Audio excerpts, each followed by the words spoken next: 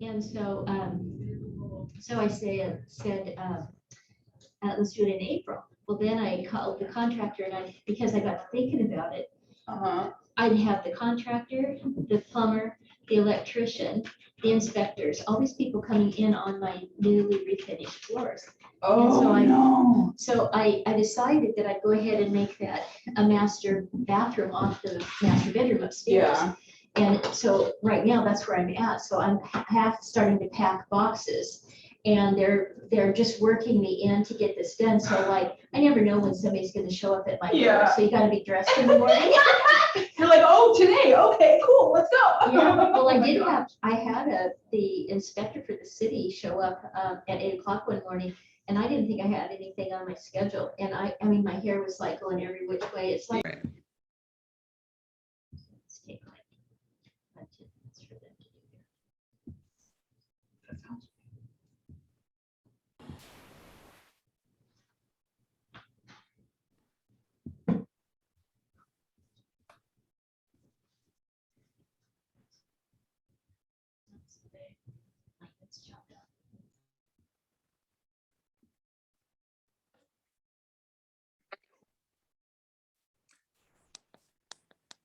I'm just going to give it about 2 more minutes for some additional folks to join if we have anyone else, and then we will get rolling. Excuse me.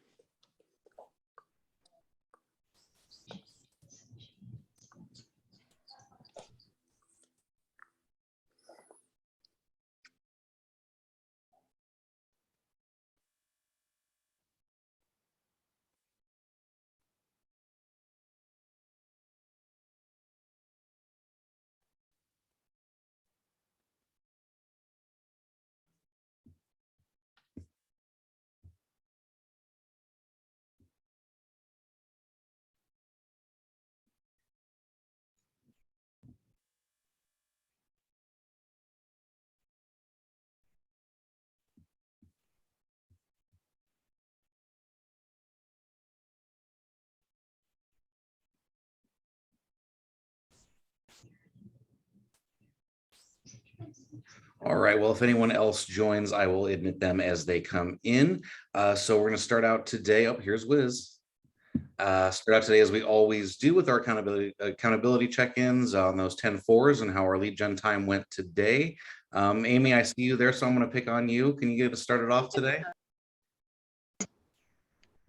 Yes, today's going really well. I just signed a contract for referral for some dear friends that moved to Georgia that I'm so sad I can't help find a home, but found a really great agent over there, and he's going to do a great job for them. So I'm excited about that. Fabulous. Congratulations. Thank you. Thornton, how about you? Oh, I see connecting to audio there. Thornton, are you available at the moment? All right, we'll circle back. Jason, how about you? Can you chime in? Yeah, I'm doing all right. I made a couple phone calls this morning, sent out about 4 or 5 emails, and handed out about a half a dozen business cards. So no leads or anything yet, but I'm still trying, keeping my chin up. Great, love to hear it. Thanks, Jason. Nope. I see another connecting. Okay, so we got some connectivity issues. Amy, are you able to hear me okay? And then how about you, Linda? Can you hear me okay? Yeah, I can hear you. Okay, all right, just making sure. Wiz, how about you? Oh yeah, I actually have 2 referrals from a friend, and so one I'm trying to make an appointment with them. Awesome, great, thank you. And Corey, how about you? Hi guys, yeah, my first time jumping into a meeting, so nothing to report as of yet. All right, thanks a lot. Thanks for being here. Thank you. So Thornton and Sherry, just to make sure you can hear me, but I see that you're connecting to audio is there, so I'm assuming we can't hear you. Is that right? If you can type it in the chat, I just want to make sure you can hear us. Are you talking about me? Oh, Sherry, there you are. Great. Can you tell us how your lead gen went today?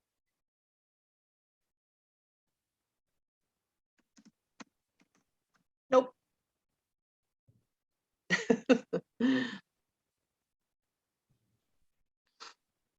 All right, and then Thornton, can you hear me?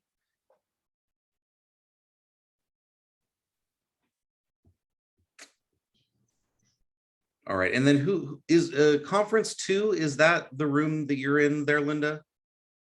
No, we're instructor Linda Reed. Oh, I know that the microphone isn't working for conference 2, so they were chatting. Oh, okay. I just want to see who is in there in conference 2 so that my. Oh, okay. Who's there in conference 2 so I can get my attendance down?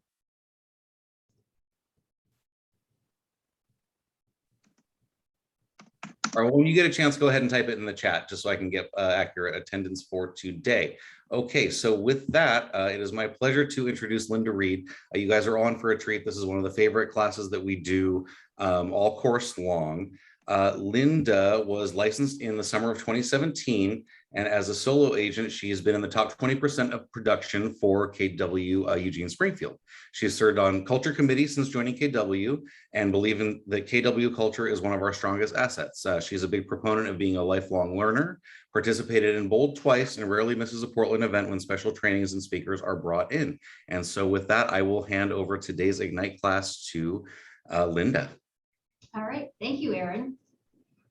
So can everybody hear me? Yes. I can. Yay! Yay! I don't want to spend 3 hours talking to myself. All right. Well, thank you so much, Erin. It's a pleasure to be back with the group again, and it's always fun to do these classes. And I was telling Erin that I was sort of a remedial learner myself. I've gone to the Ignite classes 3 different times throughout the course of having been with KW. And like Erin has stated, I started in 2017. And I just started out just trying to learn as much as I could. And I found the Ignite classes to be extremely beneficial. And every speaker gave a different twist. And you learned pretty quickly that you kind of find your own path in this business, but it's great to stay on a track that's already been lined out for you, but there's plenty of wiggle room for you to be creative as you go about your business and still stick to the KW mantra that gets you the success that we all want. So I've got my valuable assistant here, Sarah, who's going to get me started in this. I'm not operating from home like I normally do because I have some construction going on. It's a bit noisy there. So I'm in one of the conference rooms here at the Eugene Springfield office. And as you can see, we have this great big lovely wooden table that if we had a crowd would make a great meeting room. And that's the beauty about KW is that we can pop in and have these great meetings here in a conference room all to ourselves. So anyway, without any further conversation, let me give you first my email and my telephone number. So in case after the class that you want to contact me and reach out. So my email is linda.reed, R-E-E-D, and it's going to be in the chat. Sarah's got me all going here. And then my phone number is 541-953-3011. All right, so let's get ready.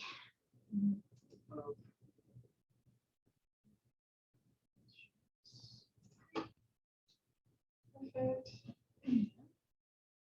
You're all set. All right. So, Okay. so before you leave, Sarah, so how am I getting to how am I prompting through to get these? Oh, you can either click it with the mouse or left or right arrow on the keyboard. All right. Oh, well, this is beneficial. Yeah. And show homes. So glad that we're here. All right. Well, perhaps I should go through it. It looks like this first slide here has to do with your accountability. And so that okay, thanks, dear. So that was covered by Erin with asking you about your calls and your contacts. And I know that this is some of the hardest stuff to get done and to be accountable for. And really, you'll lose your momentum if you don't do some type of daily activities every single day. And it's really easy to get discouraged when things don't happen. And just for an example of what I did, when I started, I had been a wholesale lumber trader for 30 years. So I had a lot, and I've been involved in the community in a variety of different areas. So the first thing that I did was I sent out postcards that announced that I had started a new career and that I was at Keller Williams and gave my contact information. And because I started in the middle of the summer, then I contacted Trinda, which she's in our local office, but she does marketing and she does postcard mailers for us monthly if we want, with vendors where you can give out, like in February, you can give out free truffles or whatever. And then, but because I started in midsummer, then I ordered magnetic football magnets for all of the people that were on my mailing list. And at that time, I had roughly 200 people. So I printed out football schedules that had duck schedule and beaver schedule. And the reason I tell you this is because my first listing actually came from the football magnet, and I didn't get my first call until December. And when I got that first call, I had known this gentleman's wife, but she had passed away a couple months earlier, and she had cancer for a long time. And so he called me up and he says, "Hey, I'm looking at your football magnet and I want to list this house. Can you come over?" And so I went over the very next day. And it took us about 6 weeks before we got his house ready. He had to empty it and he had to have a few things done, some power washing done and some bark laid and that sort of thing. And once we had that open house, and I then got a lead from my open house, and that produced my second transaction, which was a buyer lead. And from that buyer lead, or from that first listing that I got, I've subsequently sold a total of 3 properties from just that one lead. So it seems like a small step when you're getting started. You have no idea what it's going to bring you. So the best advice that I can give you when you're getting started is to just do some plans, do some communication, and stay in contact with people. And when we have classes, and I don't know how they do it here with Ignite, I know that in person we used to have to they set aside 20 minutes, we had to make calls to people. And that for some was like excruciatingly painful to make the calls. But they can be extremely productive, and you just be honest with people. I'm in a class and I'm just getting started with this, and so what I'm really looking for is just a referral, and it could be yourself, and just make it a natural conversation. And I'm getting off track already, so I'm going to go ahead and click through this, but do the work and it will pay off. It may not seem like it at the time, but it will pay off. Okay, so see if I can move this screen out so I can actually, whoops. Okay, Sarah heard me already. Okay, so I just talked about this lead gen. So it looks like this is where they want you to get out your call list and get started. So does anybody have any objections if we don't do that? And so I don't see any hands. It looks like everybody is muted. Well, we're going to just bypass that. Okay, so, and I'm sure that you've all had this, no matter who your speaker is, about getting contacts into your database and speaking to 10 people in your database and writing those notes. And the personal notes really are beneficial. And sometimes you can do things, especially if you think that you've made contact with a person that might be a potential listing contact. Maybe they kind of intimated that they would be selling their house at some point in time. And I know that Sherry Blackman's on this call, and she's done this, and I've done it, and it does pay off. We put in little seed packets that say "Forget Me Not," and so it's amazing, these little things that don't cost you a whole lot to put into notes to make it more friendly, more down to earth, and it's just not like all you're doing is sell, sell, sell. Back when, and you can still preview homes, 10 homes a week. I think that when, particularly the vacant homes, all that I would say is that just make sure that you text the listing agent, make sure that it's okay with them, because right now the way that we have to stagger with COVID, it's not as easy as it used to be, where we could just pop in at any time and take a look at a vacant house. But I still think that it's a very good idea to view these vacant houses to keep yourself abreast of what the prices are in the marketplace. And because this market is so crazy, the list price may not even give you a good a good basis for what the price of what that house will really sell for. And an example is I listed a house 2 weeks ago, and I purposely listed it for $20,000 under what the comps turned out to be. And it was because the house had 1970s carpet. It was a well cared for house, but it had 1970s carpet, and the cedar fence was pretty big on this lot. It was 1/3 of an acre, but the fence needed to be replaced. And so it was just a matter of days before the thing would fall down. Still looked great if you didn't look closely. And so I discounted it for that, and the cedar deck out back was probably going to need to be replaced fairly soon. That within basically 48 hours, probably at 36 hours, I had all of the offers that and it was well over the list price. And so I cut off the showings, and then I posted a time that we would review offers and cut that thing off. And it sold for $81,000 over the asking price. So when you're previewing homes, just know that that isn't always what that in this kind of a hot market, and that price point started out at $435 here in Eugene. And it sold to a cash buyer with a 2-week close, and they allowed the seller to stay in it an additional 3 weeks. And so it had some really good benefits for the seller.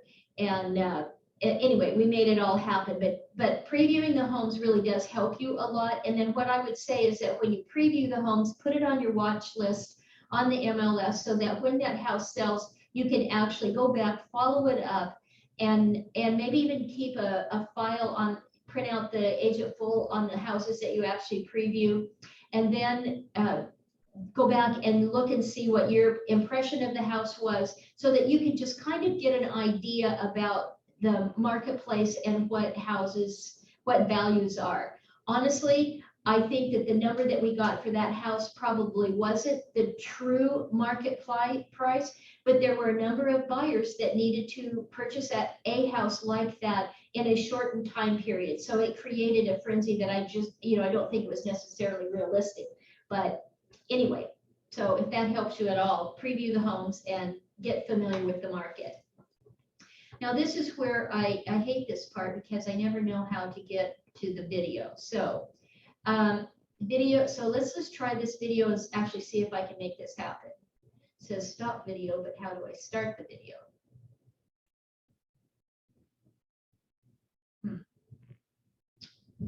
Oh, don't you love technology? So hang tight just a second. Sarah's just out the door here. Hey, Miss Sarah, how do I start the video? I've got the screen up here, but it said I can see the little icon that says stop it, but I don't see how to start it. Is it not letting you? Well, I don't know. It says your screen sharing, and then I go up here to this part. Boop.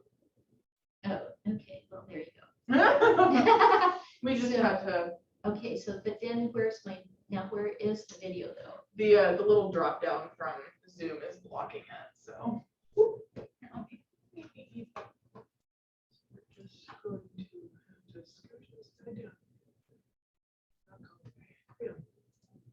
There we go. All right. Okay.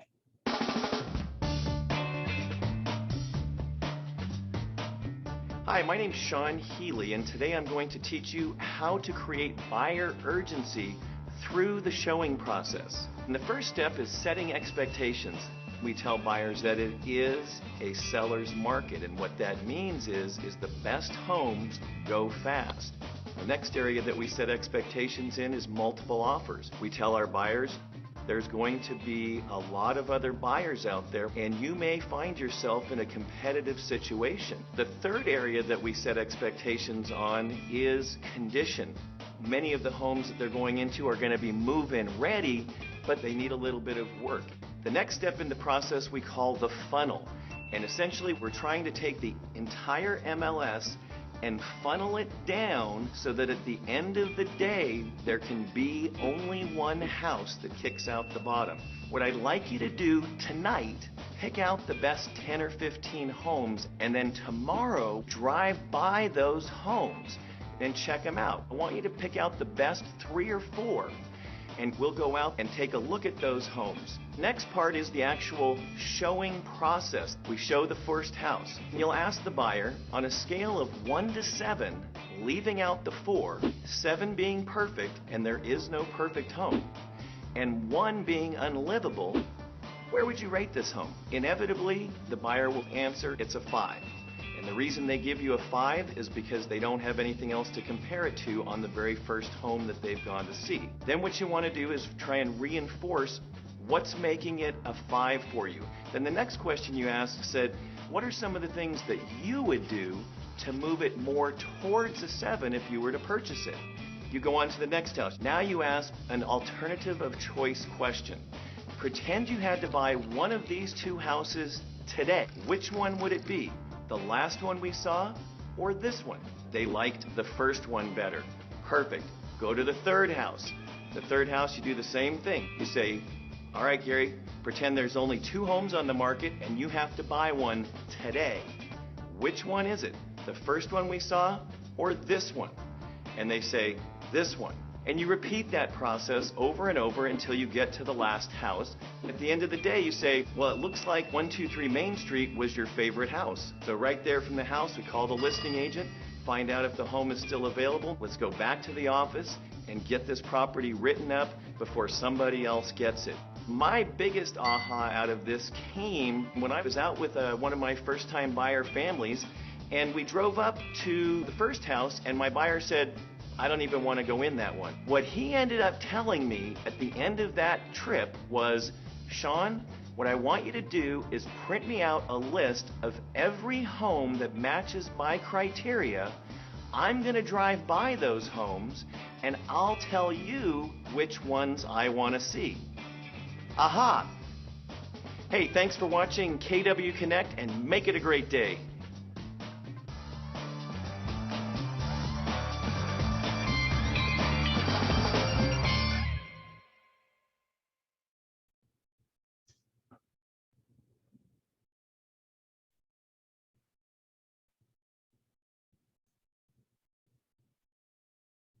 All right, I'm trying to find the thing that says start my slideshow again, and it's the video.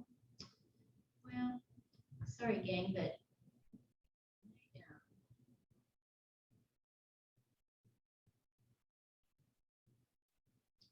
See it.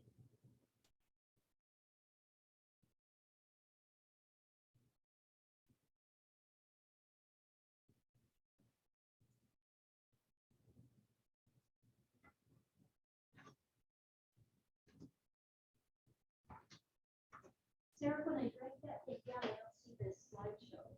I just see the find and show homes. It's got the main slides, but yeah, no worries. When I pull it down, it's Oh, it's right up at the corner of the, next to the orange share button.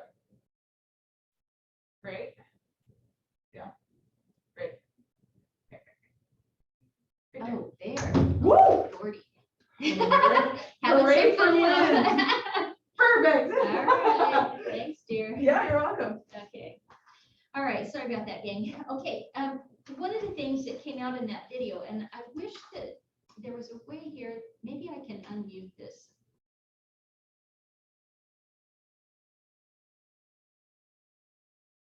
Okay. All right, so I guess if you guys have any questions, you're gonna have to probably put it in the chat for me because I do not see how to unmute you all, and I don't like that feature. Okay, so anyway, what came out of that video that I liked, and it reminded me of something that I do. When I take buyers out, I have created an Excel spreadsheet. And in this spreadsheet, I start off with the homes that we're going to see that day. I list the address, I list the year the house was built, how many bedrooms, how many bathrooms, if there's been a price reduction, how many days on the market. And I put them in the order, like we're going to look at 4 or 5 houses. I put them in the order that we're going to view these houses. And that way, everybody knows, because we're taking different cars, they know where we're going. And at the same time, I have also printed out client full reports for them. So, and I give them a clipboard. And that way they can, once they get back in the car, if there's two of them, especially, one can write their own notes and their impression of that property. Because after they've looked at 4 or 5 houses, then they all begin to run together and they can't remember which house is which. So I find this very valuable, and I save those if we have to make multiple trips in this kind of market. It's certainly the case that you have to make multiple trips to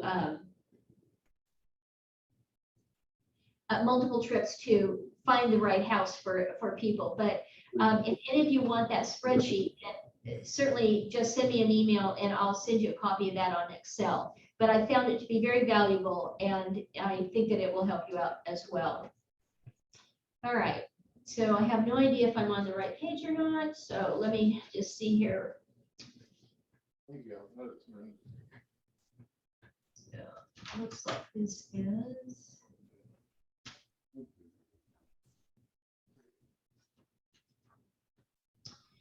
Okay, so 92% of the buyers use the internet on their home search and keep the focus on the best homes. So it's so true about how people look at these houses on the internet, and certainly when you represent sellers, coaching them through how you want their house to look good on a cell phone. And oftentimes these buyers will know more about a property because they have looked at it for hours on the same property, just keep going back and forth looking at that. They'll oftentimes know as much about the placement throughout this home as you do, if not more. So anyway, it says keep the focus on the best homes, and that certainly, I mean, it's hard to know what a best home can be. Sometimes when you're out there looking until you've done a drive-by. In that video, I thought it was very interesting about how the client said that they wanted to go and do the drive-by, and then they would tell the agent which houses they wanted to see. And it's so true. You just don't know what house is going to be across the street. You don't know what the neighborhood looks like. And if for starters, you think that it's in a decent spot of town, and it turns out not to be. So, and with such a low inventory, then it really is sometimes hard to find a perfect place, perfect neighborhood, I mean. Okay. All right, qualified properties. So turn to page 15. All right. I don't know if that's your 15 or my 15. It's like I have totally jumped over some practicing scripts. I wonder if you can fail in one of these these classes. I mean, as a presenter, maybe they won't ask me back again, because it looks like here's a number of listings of matching properties.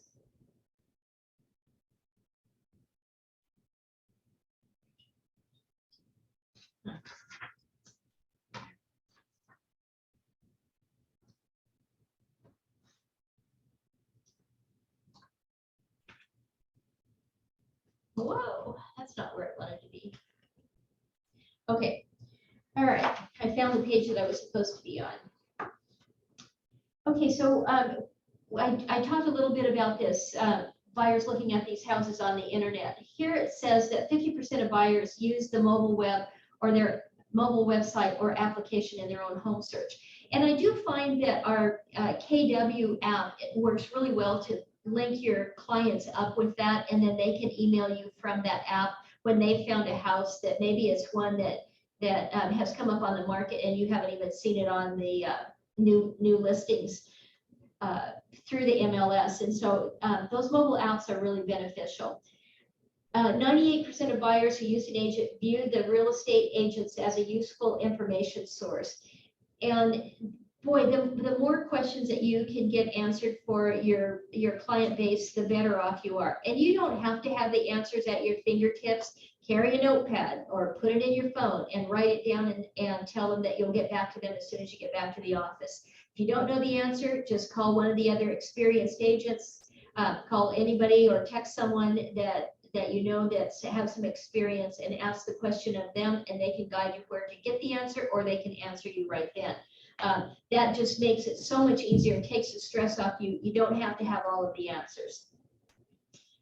More than 50% of the buyers reported finding the right home was the most difficult step in the home buying process. And really hard to find those perfect homes when you don't have a lot to choose from. But you know, it's so amazing. I don't know how many of you were on the State of the Industry call that happened this morning at 9 o'clock. And they were talking about the statistics and how few houses that had been available or listed in December and such. And so, but you know, by the same token, houses are listed every week. And like in Eugene, we may have 100 houses listed every week, and 95, 96 of those houses are sold or gone pending. And so just knowing, and the video kind of alluded to the wants and the must-haves type of lists that your clients have on what they want in a house.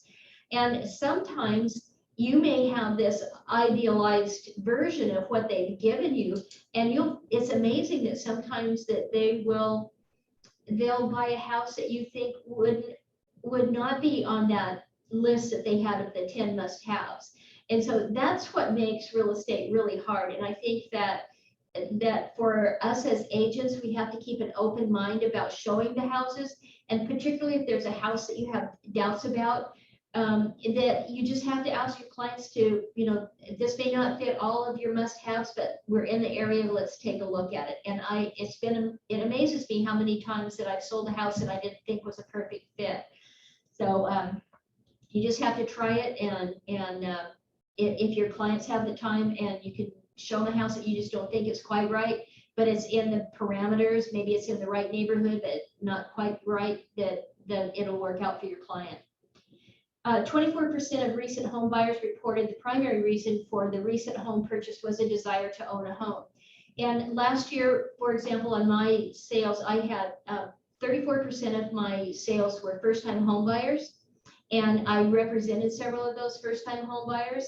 And so when people say it's difficult for people to buy their first home, I just didn't find that to be true. And then 60% of the people that purchased homes from me were millennials. So it's kind of an interesting dynamics of what you think is going on in the marketplace. But I think that this 24% is probably even low for right now. But nevertheless, 9% purchased a new home due to a job-related relocation or move. And we see that happening a lot, people that are moving to Eugene. 8% bought for the desire to be in a better area or change in their family situation. I am going to step out for just a second and ask Sarah if we can unmute this so that you guys can ask me questions, because I don't like this that you can't communicate with me. We can unmute ourselves here on our end. Okay, perfect. All right. Just press the unmute button. Yes. All right. Thanks for that, whoever answered that back. Okay, let's see. Okay, make it happen. Working with your buyers. So find the right house, show qualified homes, and bring your buyers to a decision. It says there's no doubt that your buyers will be searching the internet on their own. It's your job to help them identify the homes that are actually worth the time to see. Your thorough buyer consultation helped establish exactly what the buyers are looking for in their dream home. Leverage that criteria using online property search sites to find several homes for your buyers to view, then set them up on an instant buyer notification system. Now, a lot of people will do that, and I haven't had the greatest success in doing that. I find that oftentimes that the system will send them houses that just, they're too high, even though you've set the parameters. They're either too high or they aren't the exact house that, like, their must-have was that had to have 2 bathrooms, and they were sending them ones that had 1 bathroom. And so if it works for you, great. But if it doesn't, I just get up in the mornings and I hit that MLS and I check out for new listings. And then if I have time at night, then I go back and see if anybody else listed something that afternoon, if I have the time, and if I don't, then I just catch up with it the next morning. Yeah, I'll definitely add to that, because as a buyer, Before being licensed, I had a real estate agent do that and set up a profile for me. And I was constantly thinking, why would they send this? What is this house? This isn't exactly what we were thinking. So I think that's a good point. It's better to be more personalized than just let it pump it out. Well, thank you, Amy, for that, because, yeah, I totally, I just found that it didn't work. And that way I could write my own notes to the house, and sometimes I will identify, I know that this doesn't have 2 bathrooms, but the yard, you wanted this big yard that was fenced, and you wanted a view property, and this has everything, but it doesn't have that extra bathroom. And so most of the time I think that people will go ahead and look at that property with the possibility, if they have to, they can add on a bathroom or whatever. But if it meets some of their other criteria, then they'll do it. But that's what I like about being able to personalize that. You can acknowledge that you aren't an idiot, that you aren't, you know that you're sending them something that isn't exactly what they want. But yeah, I've found that those automatic feeds can really drive a client crazy. And because they don't always just get on our app, they're on Zillow's app, or they're on Realtor.com's app. So they're getting these pings anyway. And so, yeah, I just like to then narrow it down to what I send them. Contact them when you find a property that they should see. Likewise, ask them to contact you immediately when they find something that they would like to see. And that, just encouraging people to contact you, to me, is huge. It just makes for good rapport with your clients. However, the one thing that I would say, and I haven't been really good about this, but is really to set some hours for yourself, because I have had clients that will text me at 11:30 or midnight and with a property, and they don't think anything about it. And then I have others that'll send me a text at 3:30, 4 o'clock in the morning. And I don't have the sense to turn my phone off so that I don't hear all of these texts coming in. So trying to keep some sort of control over and set some boundaries for yourself. So I like, when I have a new buyer, I like to tell them that they can contact me up until 9 o'clock at night, but and then after 8 o'clock in the morning, so that you do have some time that, I don't like them to call me at 6:30 in the morning and they've just woken me up and I'm all groggy and that sort of thing. So setting boundaries for yourself is pretty important, and most everything can wait. I mean, if it's after 9 o'clock, there's nothing you can do after 9 o'clock.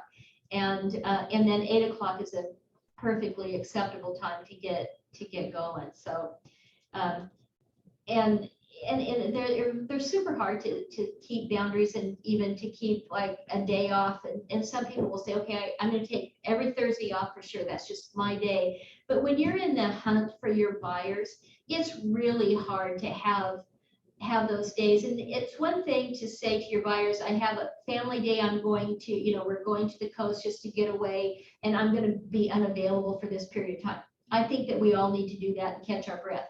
But if your client has some dire needs, I have a real hard time with setting those boundaries and not taking that time off. I figure I can rest when I don't have business going on. So, and I'm a solo agent, and so it's just me, myself, and I, and then I have Angela as my transaction coordinator that keeps me out of realtor jail. But so anyway, just set some boundaries for yourself in terms of telling your clients when you can be available to them. They'll appreciate that, because they know that so I have this one client that goes to bed at 7 o'clock at night. And so I'm often wanting to send her some updated information or something that I just found that came on. And so then I have to watch myself so that I don't get into her time that she's not available. So it works both ways. Continue to check in periodically to see what your buyers think of the homes in their search. If no homes meet their criteria, you may have to meet with them again to realign their expectations. Keep your buyers focused on the top 5 to 7 homes that you've selected for them to view based on their needs, and then use this script. So this is the script for keeping the focus on the best homes. Mr. and Mrs. Buyer, when we do find the right home, we'll need to act quickly. And I know that you're going to have that feeling of, well, is there something better out there? But I have to tell you, the best homes sell right away because they are the best homes. Do you want to see all the homes, or do you want to find the right one quickly? Now, if you've shown a buyer a home and they've made an offer on a home and they see how fast a home goes bye-bye, and how, you know, how it's on the market and then it's off the market, it only takes one experience to tell them. I mean, you don't need to hammer that one home. They'll get the clue real quickly. I think it's very important to tell them up front that that the market is so hot that, and set the expectations that you may or may not be able to buy these houses at the list price today. And I mean, it's just crazy making, and it scares some buyers. But there's nothing, I don't know how we can soften that blow. If they actually follow any of the houses that they've looked on and then see what they sell for, and some of them have already done that kind of research, but it's a rude awakening, and buyers can get very discouraged. I have a multi-generational family that I have, and this is one of those things that is not a KW model. They would like, you know, if you had a coach, they would be lecturing you about, don't do this. But it was a multi-generational family, and I have been showing them properties probably for 4 months now. And because they started out wanting 2 kitchens, because it was a grandmother, a mother, and the granddaughter. And we made 4 offers until we got to the 5th offer. And when we were on offer number 4, I said, you know, it was getting so ridiculous on how much more these properties were selling for. I said, we need to look at houses that have been on the market, where you just don't have to deal with this bidding so high and writing the escalation clauses in this monstrous amount of money. And it was really nerve-wracking for them. And you know, you just don't know all the details behind why you don't get a property. You may have offered the same amount of money, but if it's a cash offer that says to them, we can close in 2 weeks and there's no repairs, it's pretty hard if you offer that same amount of money, but want to do an inspection and won't agree to the no repairs. And personally, about 50% of my business is buyers, 50% are listings. And I say to my buyers when we make an offer, and I'll say this to the agent, the listing agent as well. If we know that it's a highly competitive property that we're making an offer on, I'll say to the agent, look, we'll only ask for repairs if the roof is bad, if there's some foundation issues, but something that is structurally a major problem.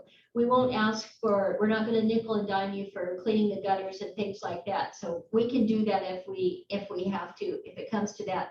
But I cannot, in all honesty, suggest to my clients that they not have an inspection and waive all repairs. I just can't do it.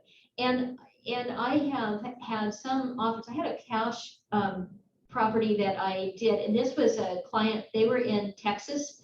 They were from Oregon originally, and so they were coming back. And so it was a property, and I don't know why it came back on the market. It was in Albany. And the people that were buying it, she was going to come back and enroll in veterinarian school at Oregon State University. And so their father-in-law would meet me. He would drive down from Portland and I would come up from Eugene. And so we'd show these houses, and we had made about 3 trips and looked at probably a dozen houses. And when we found this one house that came back on the market, and I had that very same conversation with the listing agent about the inspections. And so we had offered $50,000 over that asking price. And we knew that the house was underpriced, and I'm not sure why they did that, coming back on for a second time, but maybe that was what they were in contract with, but the first time, so they never changed it. So, but the next thing that I did was, when I had the conversation with the agent, I asked her, well, what is it that your clients want to make this a good offer? And the sellers were buying a property just around the corner, but they had some part of their family, I think somebody was going to be moving back home, and they just simply needed a bigger house. even though they were retired, but they had some family issues where they wanted a bigger house. So what we did, because these were cash buyers and this transaction took place in September, but they weren't actually coming and moving until they were going to be driving the very end of December and getting back here by the 1st of January. So to these buyers, we could have given them a month of free rent because they weren't going to occupy that property. But when you're making an offer that you're like, the listing agent doesn't know that that's, that they're really not giving away anything, but it's what makes your offer shine in comparison to the others. So sometimes it can be tricky for sellers because they get nervous about their deal not closing in time for them to be able to transition into that second house. And what we did was we wrote a closing date 10 days before they needed the money. And then we gave them 2 weeks of free rent. And if they would have needed it, they only asked for 3 days. So we gave them 2 weeks. So we not only gave them the money in advance so that they knew that they were already closed on their property before they were ever had to go and then close on the new property, and then gave them that 2 weeks to get out. So it's all of those little details of asking the questions of the listing agents on what it makes a good offer for them, and then understanding perfectly well what your clients have in terms of the assets and their flexibility to be able to win the contract for your client. And the listing agent did tell me later that we were not the best offer price-wise, but we had the best terms. So it isn't always the amount of money that is that you're offering that wins the deal. Okay, now it says qualified homes found online. You know that buyers will be searching online, so when they call you and are excited because they found the one, remind them that you still need to qualify the home before you jump in the car to show it. Check with the MLS to make sure the home is still available. I would say check with the listing agent first, because oftentimes they just haven't had a chance to get the seller to sign the contract, and they already have an accepted offer, or they've agreed verbally to accept somebody else's offer. So the MLS, I would go there. I mean, it doesn't hurt to do it, but my first call is to the agent every time. And hard as it may be, it sounds goofy, but there's still a lot of people out there that don't like DocuSign and want to sign in wet signatures, and they want you to print things off and deliver it to them. And I've had several, I had like 3 of them, I think, this past year, and I'm dealing with one right now that is a wet signature only. And so don't be surprised if you get some of those, because they're out there.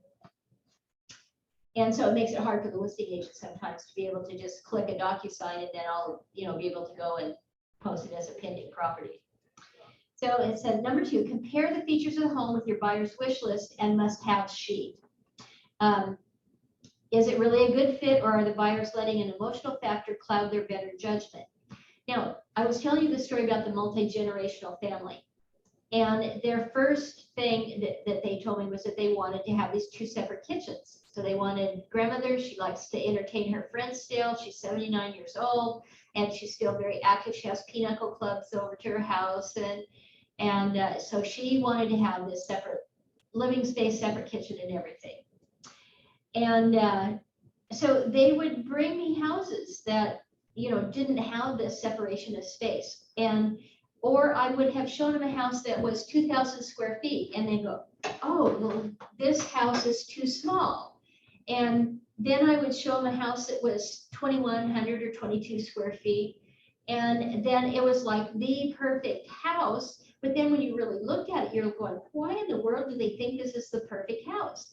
The grandmother had to go downstairs to her living space, and she'd already had 2 knee surgeries and 1 open heart surgery. That's kind of why they were all deciding to live together, because they just didn't know what her long-term living situations were going to be like. And she currently has a condo, and her bedroom and bathroom and everything are upstairs in this condo, and it's becoming problematic for her. So then I'm thinking, so why is it that they think that this is the perfect home? And mind you, we wrote a contract on that house where the grandmother was going to have to go down like 10 steps to get to her bedroom, the laundry room, a bathroom, and her living area. But they thought that was the perfect home for them.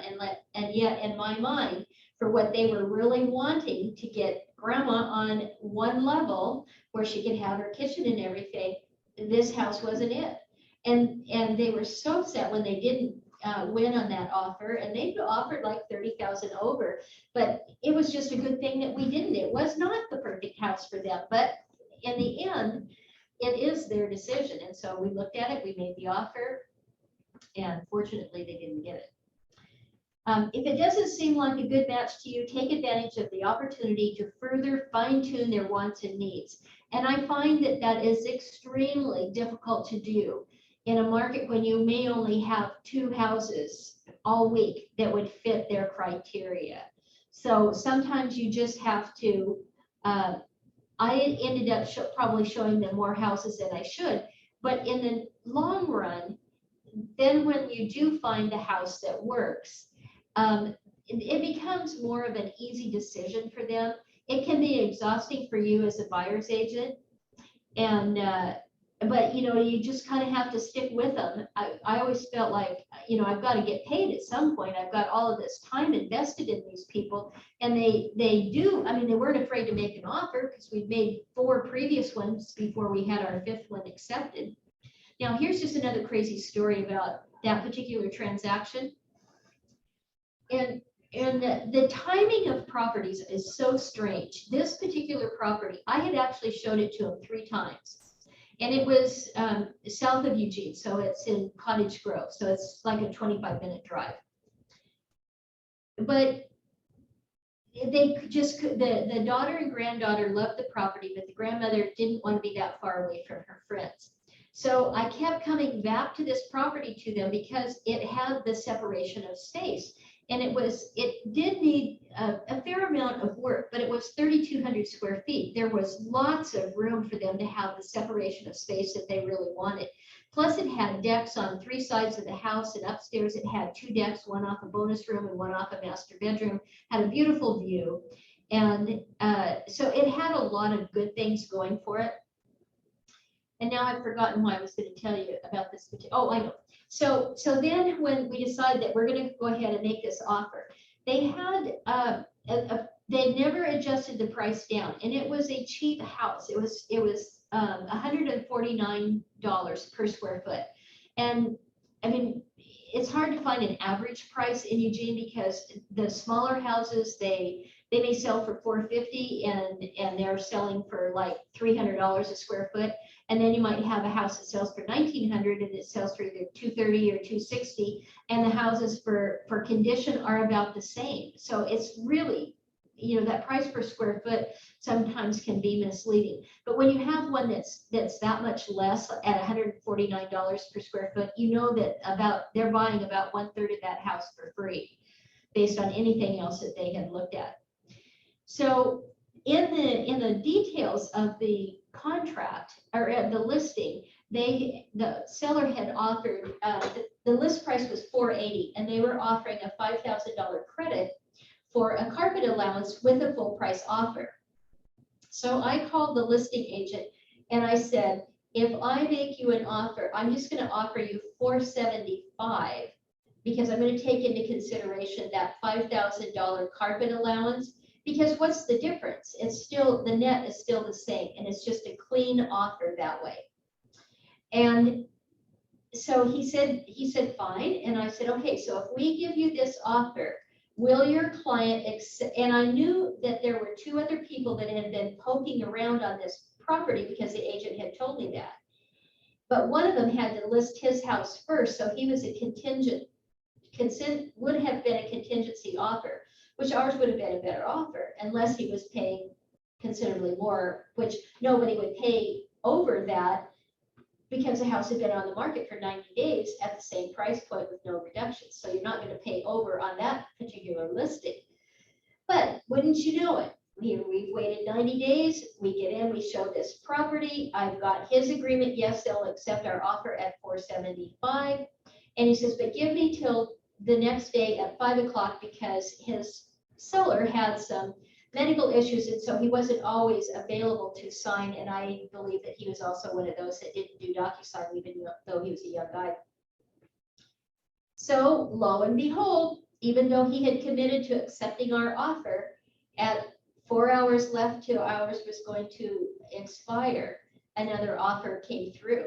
And so we had to write a new offer and write an escalation clause. And so it cost my clients about $12,000 more than if they'd have bought it, the first time around when we showed it, even though I'd showed it, to them over a period that's 90 days and they've looked at it 3 times. And so it's one of those that you just want to hit your head against the table because it was money that they didn't have to spend, but they just fiddled around too long. And so it's just, and that wasn't the first time that it happened either on a property that they had looked at. So sometimes you just, when the timing is right, you've got to offer. Sometimes I've been known to make my offers as short as 12 hours to crowd them into making a decision as quickly as possible so somebody else doesn't get in there and beat me out of it. So anyway, make a showing appointment, leverage the trip by checking out to see if there's any other comparable homes that your buyer might want to see at the same time. I don't know how many of you use showing time. When I was showing properties for a client in Portland earlier last year, the Portland agents seem to use showing time all the time. And I would say that not that many use it here in Eugene. Some do, some don't. But and when I do it, I don't like to use showing time. It's just easier to keep track of it. And I just keep it in a little record book, and then I have all their contact information. And that's what I like to do, but certainly do whatever you want to do. Because as I say, it is your business. All right, so this is an activity where they want you to choose a partner to work with. One will be the agent, the other will be the buyer. I am not sure how we are supposed to do this in a Zoom call. So if somebody will enlighten me, do they usually have you do interactive where you work amongst yourself during these workout sessions, breakout sessions? I've never had them do that. They usually skip it. Aha, that would be my thought as well. All right, thanks for that, Amy. So I'm just going to read through this, and then if you have any questions about this, then just feel free to speak up. So it says, buyer, determine the type of home that you'd like to buy. You can model it after your current home, the home you previously lived in, your dream home. Come up with the following criteria: price range, neighborhood, area, number of bedrooms and bathrooms. And are there any special features that you would like in the home? And so they want you to log into your MLS and enter that buyer's criteria. And as you go along in your business, sometimes you're going to have multiple buyers in the beginning, and maybe you'll even just have 2 buyers at the same time. And so I often just set in the morning when I get up to look at the new listings, then I'm looking for more than one property. The other thing that I would say, when you set up in the morning to go and look at what new offers have come along, there's a status button on the RMLS. It's over on that right-hand side where it has all the details like the bedrooms and bathrooms and lot size and that sort of thing, price. You can change that status. So you can change, and I don't know if anybody has shown you how to do this, but so you hit that status button, and then when it pops up, it'll give you a date range, and they're blank. And so you go up at the top and it'll say days back. So like if you're doing it every single day, then you would set it up like today's the 9th. So you would set it up from yesterday for 2/8 through 2/9. So anything that came in last night would show up, and things that came in first thing this morning. Now, properties that come back on the market, and I have had 2 in the last year, that they fell out of contract for whatever reason. And when you're only setting your parameters for the last day that you were looking you looked at it yesterday, and so you're just looking for the last 24 hours of new listings. When those houses come back on the market, and let's say they were listed 2 or 3 weeks ago and they fell out of contract, those new ones that are back on the market, they will not show up on your new listings. So don't stay locked into just looking at the listings that just came on that particular day. In a hot market, it's funny how some of those houses that come back on the market won't get the same amount of traction. And it's because agents have only looked for the last 24, 48 hours full of listings. And so I've had success with 2 properties that when they came back on the market, they just didn't get the traction. I was the only one that made an offer, and we just jumped on it right away and had success. So always remember to go back and just open it up so that you're just looking at all of the houses that are out there. And every once in a while you can get lucky and sneak in there before somebody else has awakened to the fact that there's another property that fits their must-haves. Price range, neighborhood, number of bedrooms and bathrooms, special features. Those are all important to have those when you have your buyer consultation. And I don't know how many of you have experienced that thus far, and if you have sat down in a conference room and gone through that kind of checklist with your people and everything. I find that sometimes after they get frustrated and looking that they will, their must-haves become less important. And so they, but it's still important for you to understand what their real desires are. So we have your determine your 5 must-haves. Agent and buyer, based on the number of homes that are resulting from your search, refine the criteria until you have 15 or fewer. Boy, wouldn't that be nice? Agent and buyer using just these 15, further refine them, and then select 5 to 7 houses. So any questions on that?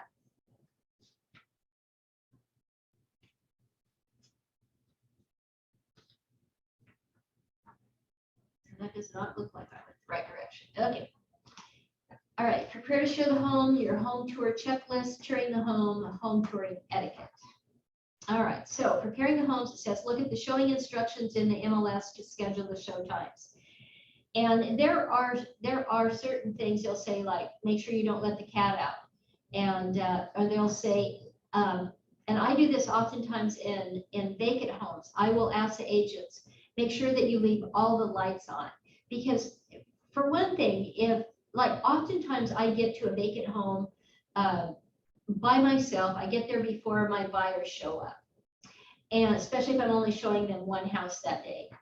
And it kind of creeps me out a little bit, especially when you have a house with a basement and an upstairs. You just don't know that somebody hasn't broken into that house and that sort of thing. So I want the lights to be left on. And so when I have listings on vacant properties, and I've been known to go across town to turn the lights on every morning and turn the lights off every night. And that's just me wanting to be mindful of the other agents that are coming through there, and I want to have that house to show the very best that I can. And if you're in Portland and you're 45 minutes away from the listing that you have, that's not going to be doable. But those are just some of the things that I like to do. And if I'm getting there and all the lights are out in a house and it's got multiple levels, I will only go around and turn on the lights on the main floor. And then once the buyers, when I'm there by myself, and then once the buyers are there, then I will go ahead and go with them up the stairs. I'll go up ahead of them and then turn on all the lights before they come up. But that's just me being paranoid. I watch too many IDTV shows. Always call the listing agent to see if the home is available and if there have been any offers. And that I really like to do that. I can't stress that enough in this market that's moving fast. And the agents make themselves quite available. I found it to be really easy to get information from them. Set the home tour date with the buyer, specify the time and end time. And if you're showing multiple houses to people and it's been sometimes you'll figure out if your buyers are there on time, if they honor being on time. And so that is also something that I would have as a discussion before you head out to listings. If it's a brand new property and they have booked them, on showing time, they allow you to book them like in 15-minute increments or 30-minute increments. 30 minutes for most of the time is too long a time. Most of my buyers, they'll walk through the house and they'll know within that 10-15 minute time period that they really like the house. This multi-generational family that I had, and usually it was a grandmother and the daughter that were, or the grandmother and the mother, that were going through these houses together, and literally they would spend an hour in every house. And so sometimes I just had to say, you know, there's another appointment coming after us, so we only have 30 minutes to view this house. So you're going to have to make it quick, and if you want to come back, I will rebook another showing time for us, but we have to honor this, the tour time that's been allotted to us. And they were fine, except for one of the two never was on time. So that was a problem. Check with the buyer to make sure that they have the earnest money ready if necessary. Now, this one, I don't know if it's going to talk about, so this pre-qualification. You know, it's so important for these buyers to understand how this process works. And in a market as active as we have right now, they have got to have that pre-approval letter in hand before you go out and take them to property. So they need to have emailed that to you in advance. And because as a listing agent, when you have 8 offers on a property and everybody has sent you a pre-qualification letter, or if it's cash, the cash buyers, they'll often say, we'll send you proof of funds within 24 hours. I'm usually good with that, because within 24 hours, you can go back and revive another offer, generally for the best offer that came through, because we just have low inventory. And so you can go back and revive it if they can't come up with those proof of funds. But the other aspect of that, getting the pre-approval, buyers you can tell them, but they don't always hear you. When you say, you know, you've got this pre-approval from a particular lender, they don't understand that when they have that pre-approval for that lender, let's just say that it's Summit Bank here in town. If they decide that they want to go to ABC Mortgage Company a week after they've been in contract with the seller, we have to get the sellers to sign a change of lender. And so sometimes they'll go out and they'll start shopping their loan, and they only have 30 days to close, and it can become real problematic, because if you're only giving the new lender 3 weeks to close your property. So helping your buyers to understand that pre-approval, and if they want to shop terms and things like that, they should do that before you're showing the houses, or along the way they should be doing that research, not after you're in contract. And it's not difficult to get a seller to accept a change of lender. That's not the problem. It's that when you change it and they can't close within that time frame that you've already signed a contract saying that you can. And so sellers don't like that part. You can generally get an extension, but if they're buying another home with those funds, believe me, they will not be happy.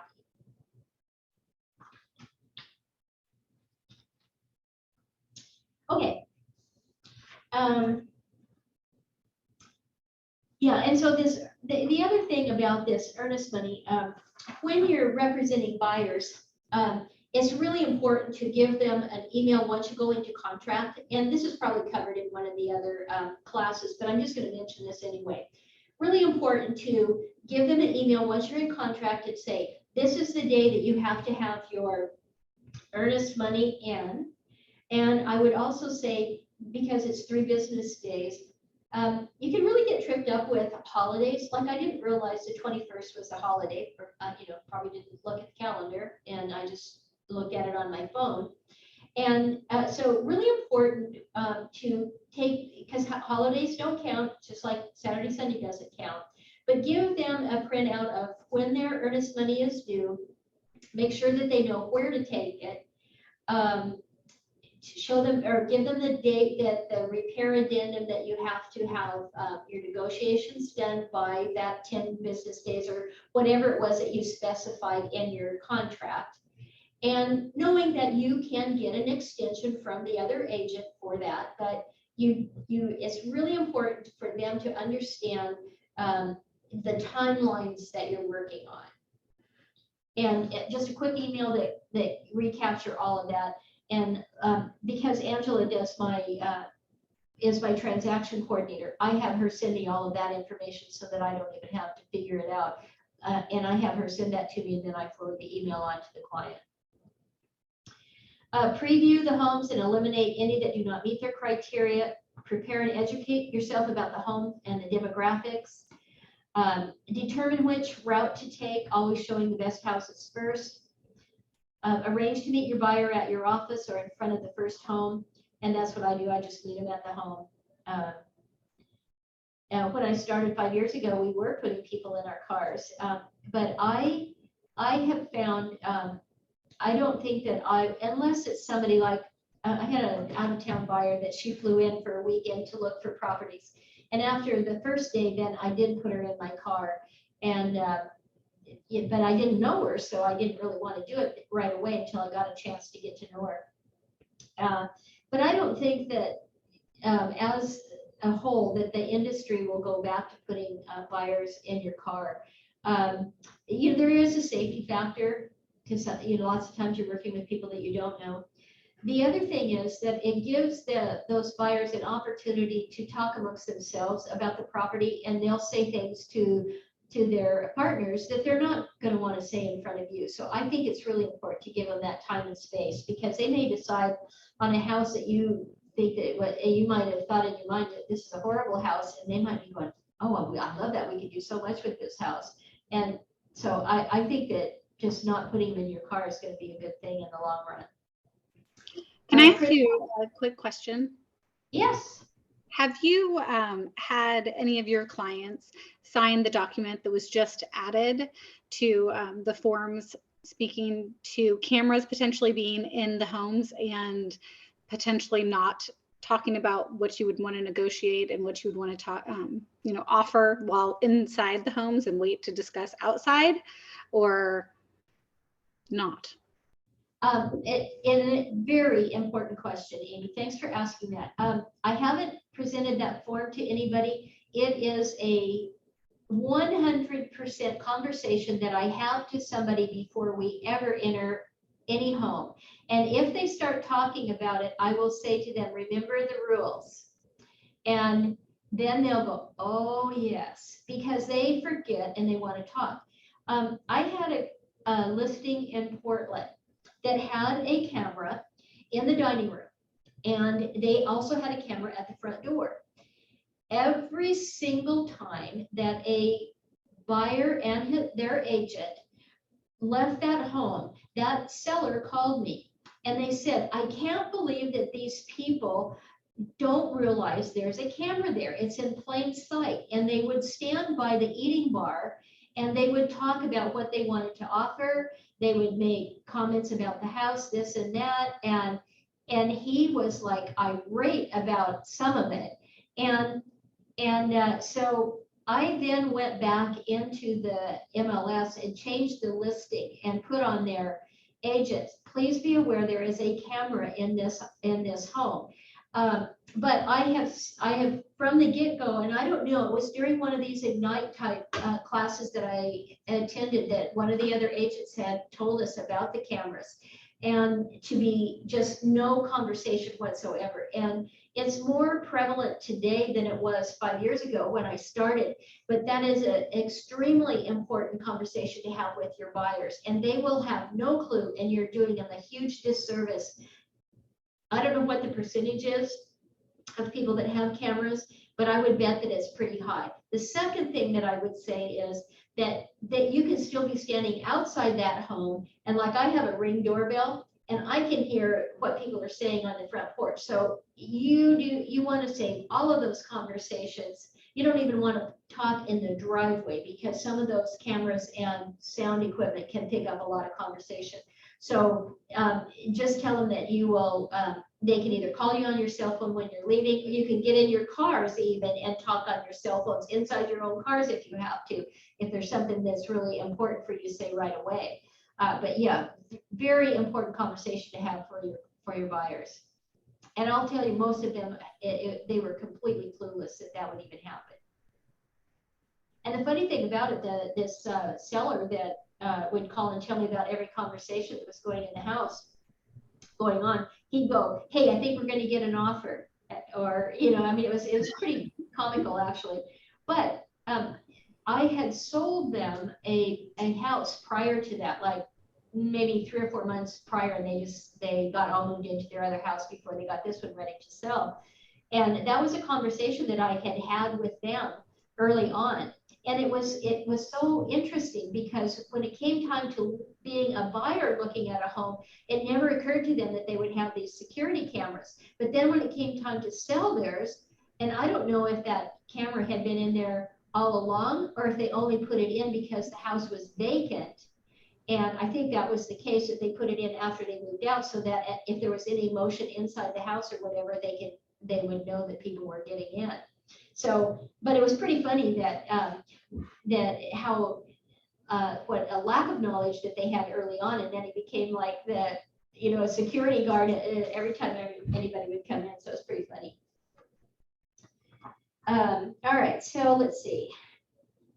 Place the MLS information sheets in the order that you insure the properties. I talked to you about that, and it seems so old style to give them a clipboard and to give them these client full reports. And I even take a string and I attach a pen to this clipboard even so that they can make these notes on their client full reports.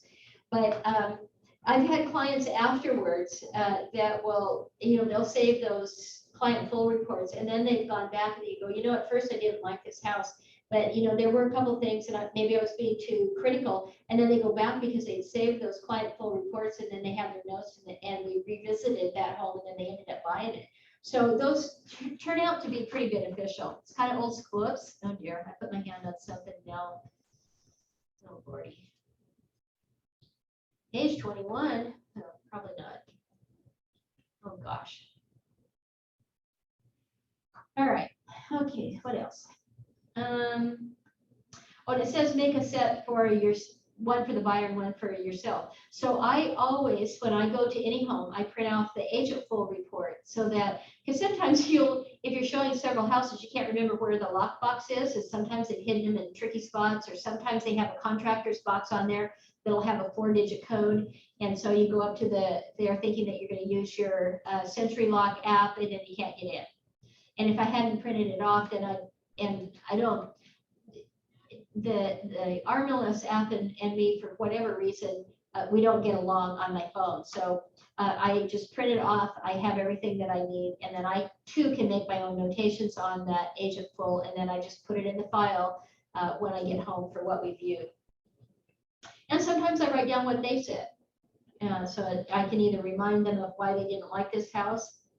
And some of it may have to do with, like, remember it had that funky basement or whatever, but it's really important to make a number of notes, because it's easy for yourself if you've shown a lot of properties, maybe you have multiple buyers that you're looking at houses for. So the notes really come back to be quite beneficial in the long run. Make a copy of the 5 must-have sheets that was filled out during the buyer consultation. Frankly, I don't do that, but it's probably good advice, but I don't do it.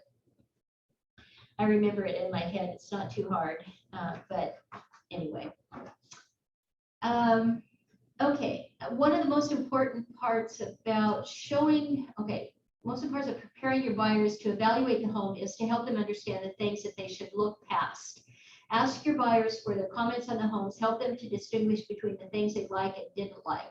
If their dislikes are things like the yard size, the structure of the home, things that cannot be easily changed, ask them if this is a deal breaker. And if it is, then you don't go back to that house. When it comes to things like wall color, lack of landscaping, discuss easy and low-cost solutions and help them see past these issues. And I cannot tell you how important that is for you as a buyer's agent about paint. People will get so hung up on the paint color. And I'm going, just look at the bones of this house. Paint is cheap. And so that's a really important thing. And then on the flip side, if you're representing a seller, I had a seller, she was 93 years old. This is back a couple months ago. And the daughter was doing all the work for the owner. But the seller, she was one sharp lady. She was pretty, she was quite a character, but she had a lime green kitchen. And the dining room, living room was quite large. It was an old house. It was built in the 50s. Her husband had built it. She'd raised 5 kids in the house. And it was a 3-bedroom, 1 bath. But she had taken excellent care of the house, but it was dated. But she loved color. So she had this lime green kitchen and breakfast nook area. The living room, dining room was a dirty mauve color. And the hallway was kind of a burnt orange. And the carpet was kind of a taupe color. It was probably a 1970s shag, 2-pile. So it was kind of some dark brown areas and then the lighter kind of taupey color. And I just said, whatever, to the daughter, I said, whatever you do, you have got to paint this, just paint it off-white, paint all of these rooms off-white, because lime green and mauve are gonna be gross on a cell phone.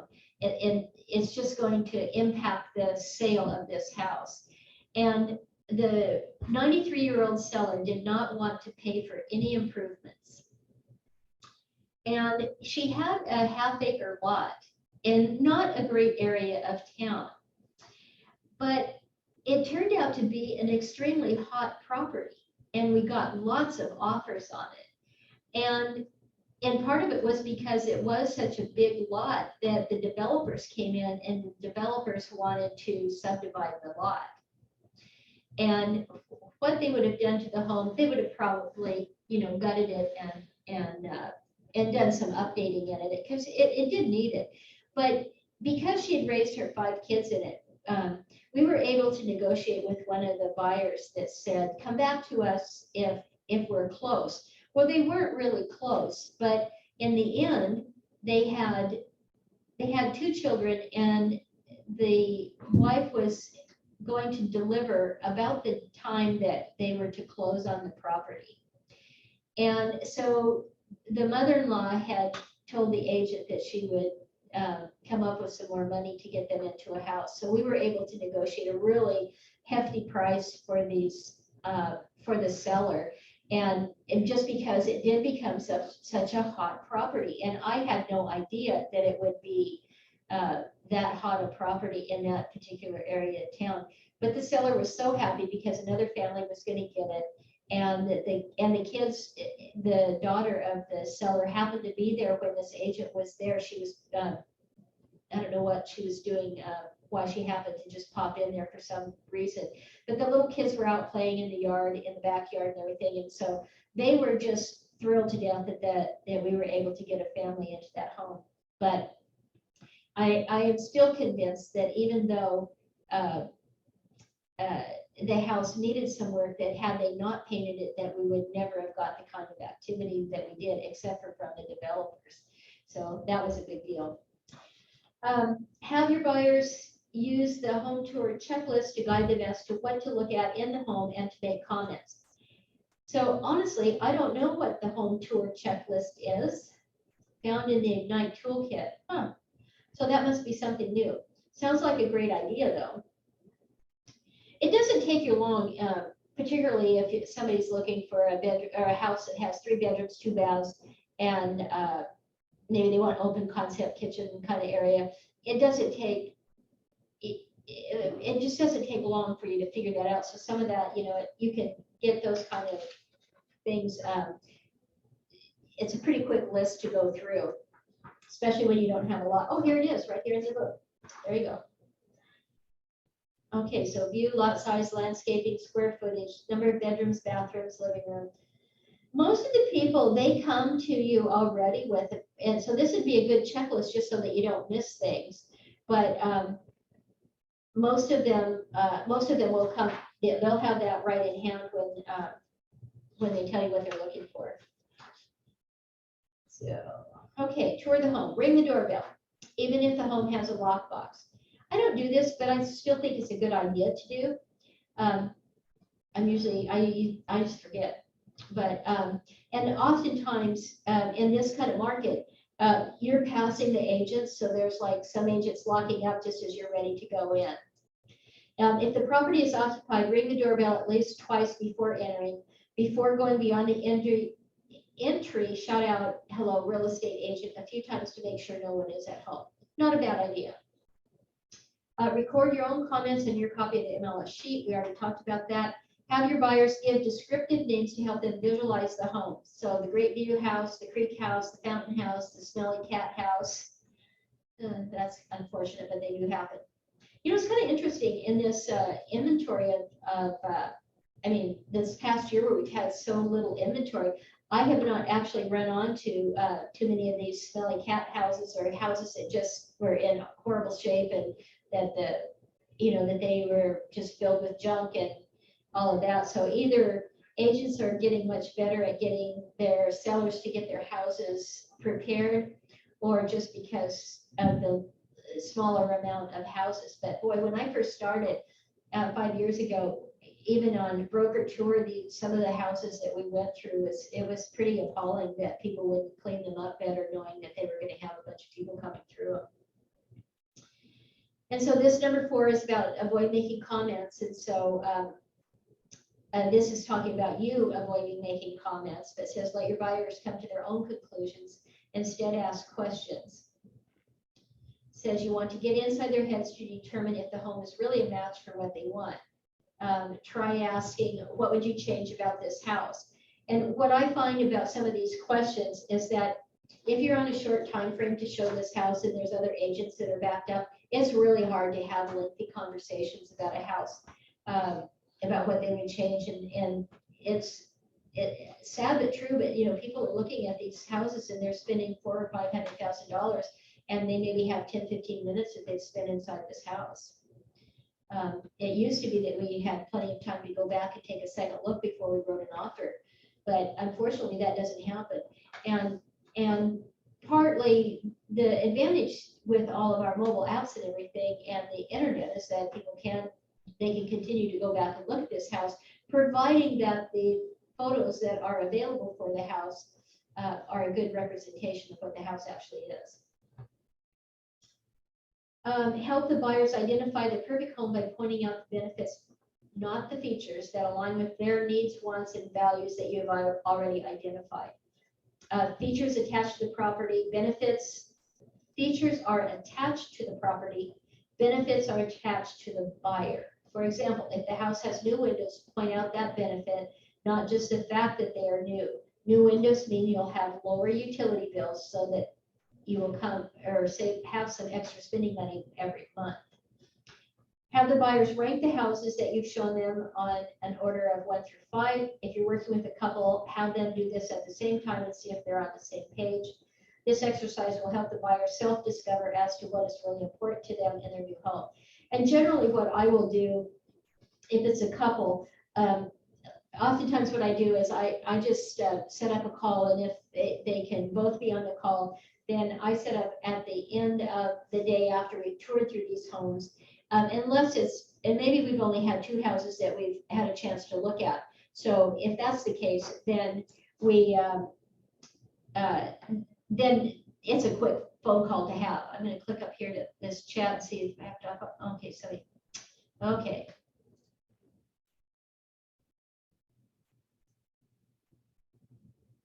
Oh my goodness, this thing's going to be the death of me here.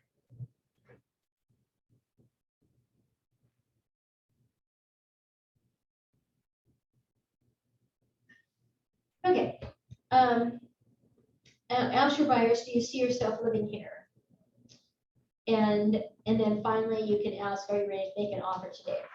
So all of those are really good to, and I think that you generally get a feel for it. And I encourage buyers to, it used to be that we would tell buyers not to be so frank about, if they really liked the house and that sort of thing, because, when you're inside the house and all of that.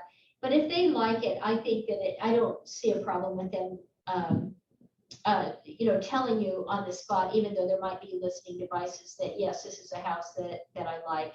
This is on my top 10 list. So I don't have a problem with that. I don't want them to discuss money, but I think that it's fun for them to say that they like it. I just don't like them to say anything negative about the house, because it just, oftentimes the other agent will hear about it. And if this is an agent that you may have to do some business with, then it just reflects poorly on you. So I just try to have them not do anything negative, keep that to themselves. But if it's positive, nobody doesn't like to hear positive things. That is, if there's a listing device. As a professional agent, it's important that you observe the basic etiquette when showing homes to your buyers. Leave the home as you found it. And so really important to, if the lights if they were off when you went in, turn them off when you leave in all rooms. Don't touch the air conditioning or the heat. But I have had some of my buyer clients that are really, they'll go around and they'll play with every button in the house. And so that one is, especially if you have a couple of people or if they've brought kids with them as well, which I like to discourage. But some of the adults will be really touchy-feely with all of those lights and features within a house, and then trying to get some of those set back, especially if they accidentally change a setting on something. So that's why I like to go into a house if I can and turn on the lights myself. And then I just go around and make sure everything's turned off, and make sure all of the doors are locked if they have sliding glass doors. That's something that oftentimes will not get checked, and so really important to do that before you leave the house. Because the agent that calls you next that says that you left the house unlocked or a door open, you will get that call, and that's not pleasant.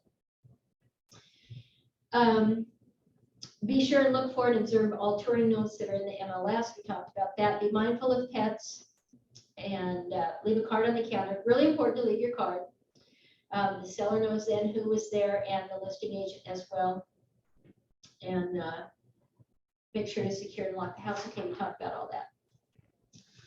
Okay.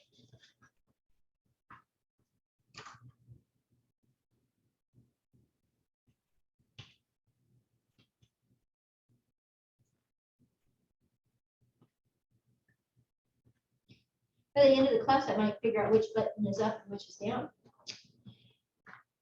Where there is no passion, there is no vision. Mo Anderson, Vice President of the Board for Keller Williams. She's been a quite influential member of Keller Williams for many, many years. I'm not sure if she was one of the originals. I think she was. So this is another workout session. And so we're supposed to have a partner and then go over these features list, features and benefits. So we'll skip that. Recognizing buyer signals as you tour the home. Pay attention to the signals that the buyers are giving you as you are touring properties. This will help you leverage. This will give you the leverage you need to help the buyers make a decision. And once you know who the decision maker is in the family, keep your focus on them if possible. And I don't know how many of you have done the DISC profile. They promoted that quite heavily when I was first in Keller Williams. And DISC is D-I-S-C, and it's an online question and answer. It's a personality profile, and you can just Google it and take that. And a lot of agents use that for being able to adapt their presentation style to buyers. So if they have somebody that's we would say type A personality, and that might be a D personality, and someone that's very driven, that they don't want a lot of details. They just want you to make your conversation short and sweet. Whereas somebody that's an I, they might want to have lots of conversation, lots of detail, and they're more of an emotional type person. I don't remember what all of them stand for, but the personality profiles, you develop an aptitude once you've dealt in sales for any length of time with being able to read whether or not somebody wants a lot of information or what their level of communication is. Body language, facial expression, asking for a seller's motivations. These are a lot of these are kind of duplications, and so these are things that we've talked about throughout the day today, comparing each of the houses to each other, discussing new paint or carpet, sitting down in the house. They say too that people will sit down in a house if they're more apt to buy it, which I think is kind of an interesting, I guess that just says that they feel comfortable in their environment. In this fast-paced market of showing houses, you don't see people sitting down in them too often, but kind of an interesting interesting observation. Being protective, not wanting other buyers to see the property, asking for a second showing, and then raising objections. And what's interesting too is that sometimes people will say that they don't like something about a house, and the paint's a good example. And you think that that means that they don't really like the property, and it might just be that they're making an observation, and that really isn't a deal killer for them, but that they're just talking. So these are some scripts. I'm only going to read one of them here. So this one says, we really want a formal dining room. Mr. and Mrs. Buyer, remember at our first meeting when you talked about there being no such thing as a 100% perfect house, and it says refer to the 5 must-have sheet. We identified, it says blank, as having been the 5 must-haves in your new home. Has the formal dining room taken precedence over one of these items? If so, which one? And then if so, then we might need to make a new search. But this bottom one is, we don't like the carpet, the paint, the landscaping. And so the objection is, I hear what you're saying, and this home does offer you a chance to add your own personal touches. Would it be better for you to pay a higher price to the seller to make the changes, or just redo this one yourself to meet your specific needs? I think that that's is really in this marketplace, especially if you're having difficulty finding the right house for somebody, that's a really important aspect to cover with your buyers, and really to help them narrow it down. Okay, number 3, bring your buyers to a decision. Remember, let's see, this probably means, okay. Remember, you're not a tour guide with a lockbox key. Your job, once you have helped them to find the right house, is to facilitate the decision-making process for your buyers so that they can make an offer and get the home they want before someone else does. This is an important milestone in the home buying process. So you get your leads, you get set up your appointment, you have your agreements. And so far we haven't talked about this buyer broker agreement, but so where they have it listed as agreement, I'm assuming that that's part of what they are talking about. I highly recommend that you, right from the get-go, that you have your client sign a buyer broker agreement. Because if your buyers go to an open house, or well, an open house would be a good example. If you do not have a signed document that you represent them, a lot of times buyers, especially if you don't have a long-term relationship with this person, and I can say from personal experience, I have a very good friend of mine that went to an open house, and she had said to me, she had gone through a divorce, and she had said to me, yes, I want to sell my house, but I'm just not ready yet. So she didn't tell me that she was in the process of going to open houses without me. And I was just giving her some space because she was newly divorced, and I didn't want to be that friend that was, saying, are you ready to sell yet? So it's just not my personality style, but she was out there looking at houses. So she went to an open house. We did not have a buyer broker agreement. I thought our friendship was enough. And again, she had indicated that she wasn't ready. So she goes to this open house, and this was not the house that she wanted. She just said, no, that didn't work.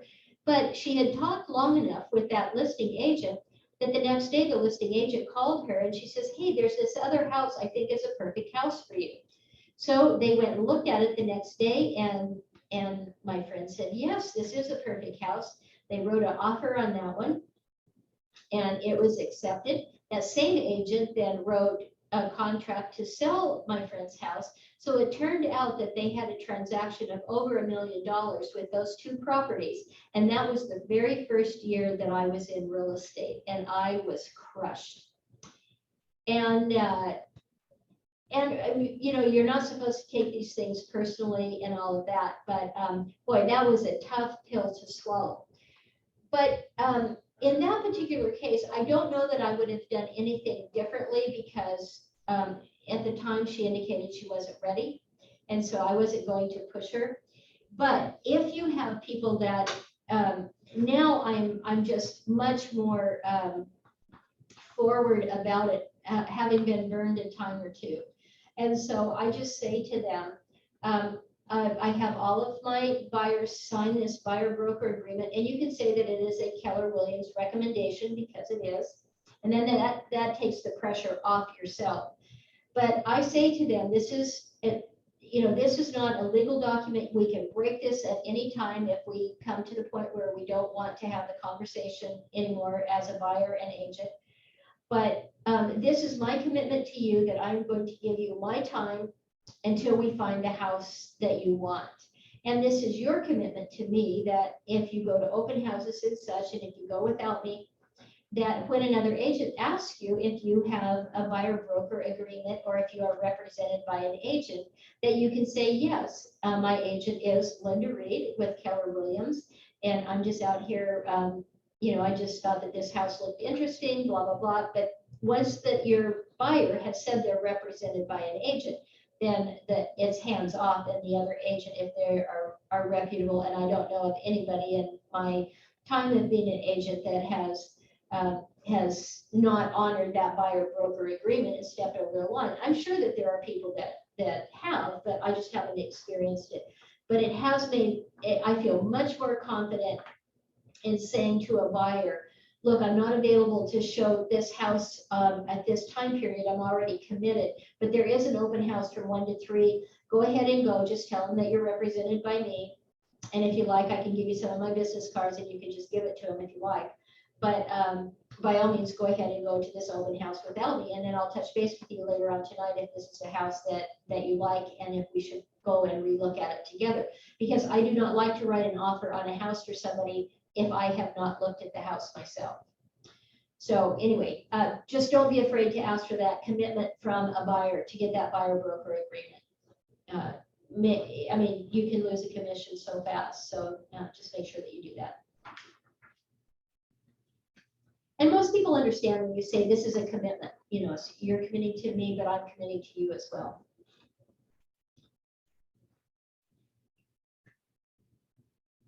Okay, bring your buyer to a decision, facilitate the decision-making process. Now, I have no idea if I've skipped over other videos, so this is going to be interesting. All right, so each time you show a new property, ask your buyer to rank that property on a scale of 1 to 10. The purpose is to continuously check and decide which property is ranked at the top for a possible offer. After each showing, ask if they want to purchase that home. And very important, so you just can know if that's a yes or no. But I think that you have to, it's more than just asking if it's a yes or no. I think you need to know why it's a no. If you don't, and maybe you think that it's a pretty good match, especially if you think it's a good match, find out why it's not a house that they like. I find that my buyers are very vocal, so they don't have any problem telling me, but sometimes you have to dig a little bit. When you have finished touring homes, pull out the MLS sheets together in the order of ranking and eliminate all but the top 2 ranking homes. In a perfect world, that could work. In today's market, it's just really tough because oftentimes you may only have a couple of houses to show them. Take the highest scoring home and take the highest scoring home. Oh, so I'm thinking about taking it home, like to my home. Must be getting rummy. Take the highest scoring home and ask, so is this one your favorite? Is it going to be your new home? Does it meet everything on your checklist? Or doesn't it? And you can validate their choice by adding, I can see why you are so excited about it. And you know what's interesting about all of the Ignite classes that you take, and these repeated things that they, you know, there's some of these phrases that are, and questions and answers that they're giving you as you go along in these Ignite classes. And in the beginning, it's hard to have the right words to say. And I think that while some of this might seem like overkill or something that we've already covered, but it's really important to go back and review some of these little tidbits of conversations, especially if you by nature are not really confident in and particularly if you haven't had your first transaction or second transaction. And the beauty part about how we share so much with Keller Williams and calls and trainings that we have is that you can use other people's stories to help you build your confidence. It doesn't have to be a story about what you just accomplished. It can be another person in your office, and you can share that story that will help you. So then they have a pros and cons list. Ask them to make an offer once they've clearly narrowed it down. And so then when it comes to making the offer, then you do need to go over all of those financial tidbits. Do they have the cash? Well, you should know this in advance anyway, if they have the earnest money and how readily available it is to make that earnest money down payment and get all of that stuff done in advance before writing that offer. So I'm going to see if I can actually do this without losing my place. Clearly I'm not. I'm trying to get to where the video is. Dang it, every time I click it, it changes my screen.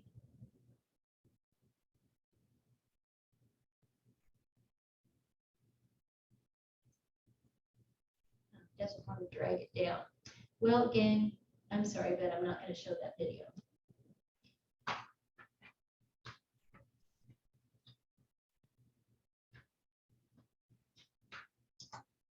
Okay. What no offers? If your buyers, I'm on page 27, and I assume that's the same page that you're on in your manual. What no offers? If your buyers do not want to make an offer on any of the properties you show, make sure you understand why. Then be sure to schedule the next appointment before you say goodbye. Even if you have nothing lined up to show yet, never leave an appointment without scheduling the next one. And that today is just not realistic.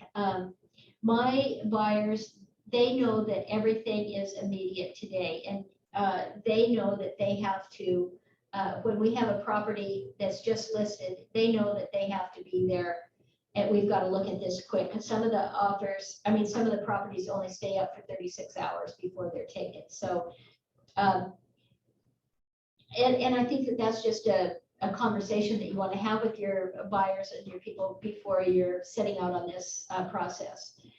If they're in even the upper price points can still have a lot of activity and can still have oftentimes they don't have as much because I like to say the air is thinner up there. You have fewer people that are paying for the 700,000 and more that's in our Eugene area.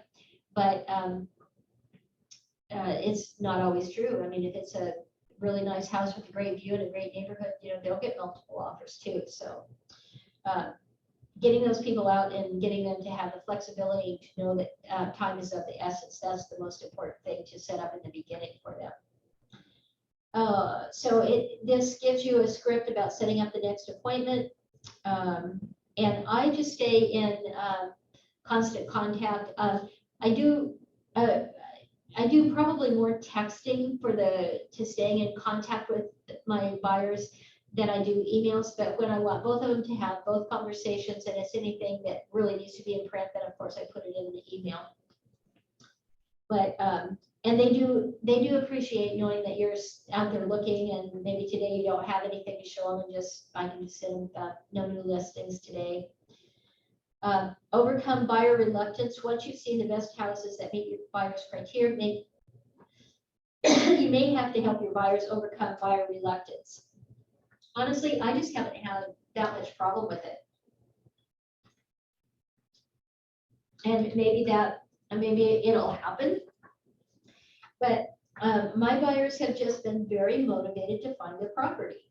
And I tell them right in the beginning that that if we, not to be disappointed if we don't find something right away, and explain market conditions to them and why, but that doesn't mean it's not going to happen.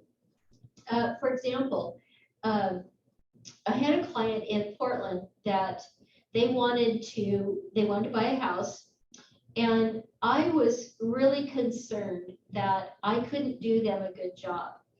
And they asked me twice to help them. They weren't quite ready. They had to wait a couple months for some of their money to materialize before they could buy.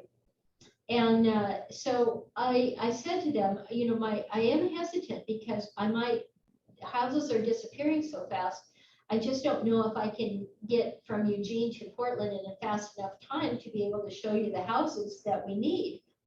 But I started them on where every Friday I would send them, because I knew that they had a 2-month waiting period. So every Friday I would send them houses in their price point. And then some of them had open houses that they could go to on their own, and I would give them that information. But the really cool part was that when I would send them these houses, then they could just eliminate it. I don't like this and I do like that. So it was really easy. And so by the time that we set up this one weekend that they were ready to buy, I had selected 5 houses.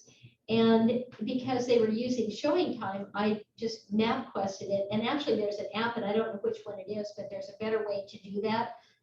And there was an app, and one of the other agents had showed it to me, and I never did load it on my phone, but because in Eugene, I didn't really need it. But so I MapQuested all of these because I was going between Clackamas, Milwaukee, Happy Valley, and Gresham. So we were zigzagging that day because there wasn't a lot of availability. So we were going back and forth. And I was so glad that I had printed out all of those agent full reports, because then I was able to bypass showing time, because we were finishing on some of those houses in 10 minutes. And we were looking at houses that were anywhere from 2,500 to 4,000 square feet. And this was a family that wanted some separation of space because they had 2 small children, but the father-in-law of one of the couples was going to be living with them, and so they needed to have some separate living space. And they too wanted separate kitchens if they could, and so that was really difficult. And we only had one house that I was showing that day that had that parameter. And it turned out that it was a house that had been on the market for 3 weeks, and so when I was setting up the appointment, I called the agent and asked them why their house hadn't sold yet. I said, why is this property still on the market? And the agent says, I really don't know. And so when I actually got up there and saw the property, it was really interesting. He must have used a photo of that house. He had represented the seller when the seller had purchased the house 2 years prior. But you're not supposed to use another agent's photos. But either he had photographed the house much earlier than when he actually listed it, because the house was painted kind of a mustard color, and that was the color that was on the MLS.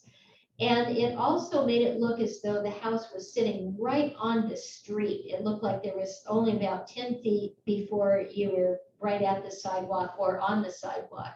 So it didn't look all that interesting. And so when we got there, the house had been painted a beautiful mocha color, had kind of a turquoise door, and so it was really a much better look. And I said, is this the same house? And the buyers, they go, yeah, can you believe it? And it looked so much better in person than it did on the photos and the way that he had photographed the house. The buyers walked in and go, this is the house. Now, mind you, this is the first house that I have shown them.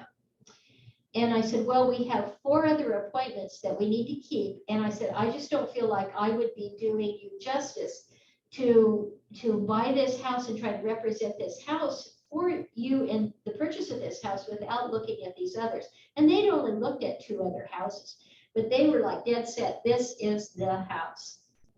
So we bounced around town between those 4 cities and changed up our appointments and everything. And then I called back the listing agent and I when I had called him initially to set the appointment, again, this was a house that had been on the market for 3 weeks, and he had no offers, limited showings. And so he, the morning that I left to go show the house to make the drive up there, he called me and he said, hey, I've heard I'm going to be getting an offer. So we were like lickety split to get through all of those houses, and we got cooperation from the agents to get into some of them before our showing time allowed us. And then I turned around and made it back to Eugene so that I could write that offer.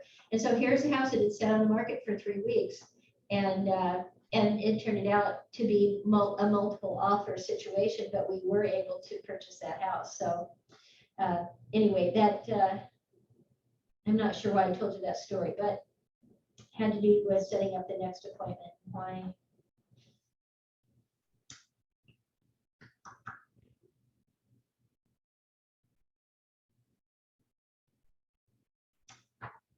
Okay, so this is overcoming buyer reluctance. So once you've seen the best houses that meet your buyer's criteria, you may have to help your buyers overcome that buyer reluctance. And so I think that's where I was going with that story, was that, this is oftentimes the buyers, they know when they see the house, and they're for multiple reasons why a house is going to work. And the funny thing about that house is that they hadn't even looked at all of the house before they looked only at the main floor. They hadn't looked at the downstairs separate living area that had its own bathroom and laundry. So it had 2 laundry facilities, 2 kitchens, but they hadn't even looked at the downstairs level, and they hadn't looked at the bedrooms that were all on the upper floor. So it was a 3-level house, but they walked in and it had this fantastic view, and then they just said, this is the house. So it was pretty interesting. So your job is not to try and sell your buyers a home that isn't right for them. And it is your job to help them recognize when a home fits their needs, wants, and values. And I do think that that is one of the true assets that we have, that we bring to, because we sometimes have a clearer vision when sometimes they might get turned off by one particular thing about a house when it really is a house that meets their needs. So I think that there is a lot of truth to that it's our job to help them recognize when it fits their needs. When buyers are sure that they like a house but are reluctant to take the next step to make an offer, reassure them that the simple step of making an offer is not as binding as they may think. And like I said, I have not had that problem with any of my, well, no, I shouldn't say that. I did have it with one lady that did have a problem. And we resolved it by going back over after we found the perfect house. And we looked at a lot of houses. And so I was able to go back and use her own words on things that she told me that she wanted to do with her life.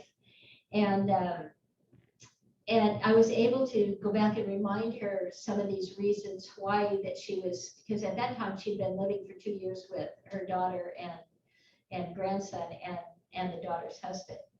And so it actually became really crystal clear to me how I was going to communicate with her why this particular house was the perfect house for her. So another script about what if the prices drop? Mr. and Mrs. Buyer, are you most concerned about the price of the house or the monthly payment on the mortgage? Of course, the monthly payment, I would have to agree with you. Well, let me ask you another question. Do interest rates generally go up faster than home prices come down? What do you think? Yes, no doubt about it. In fact, interest rates could rise 1% tomorrow, right? And we know that interest rates today are going to go up. They've been at these historic lows for a long time. Well, home prices would have to come down 10% to make up for a 1% rise in interest rates. So if you're looking for a $200,000 home, that would be nice. What do you think interest rates might go up 1%? Do you think interest rates might go up 1% before home prices come down 20,000 in your market range? I would definitely agree with you there. So let's do the right thing and make an offer today before interest rates go up.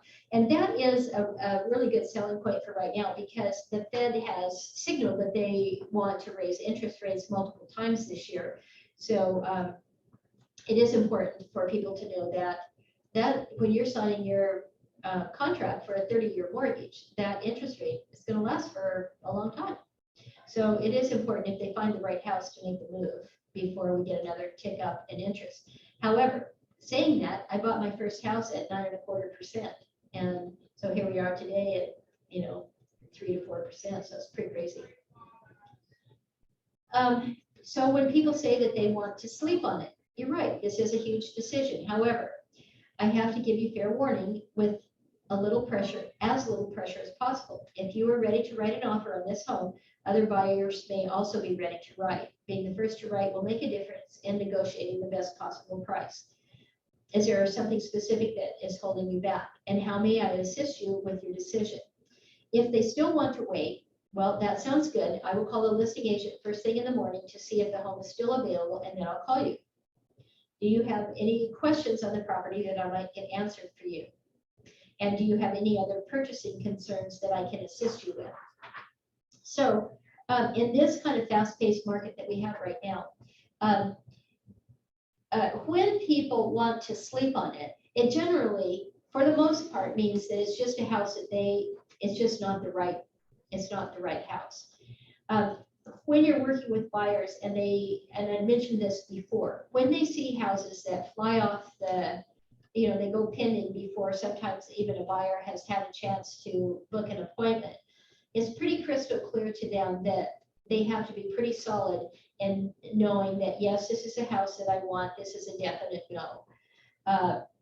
Because we don't have the luxury of sleeping on it too much. But if they are dead set that that's it, and you have to just kind of be able to read your clients.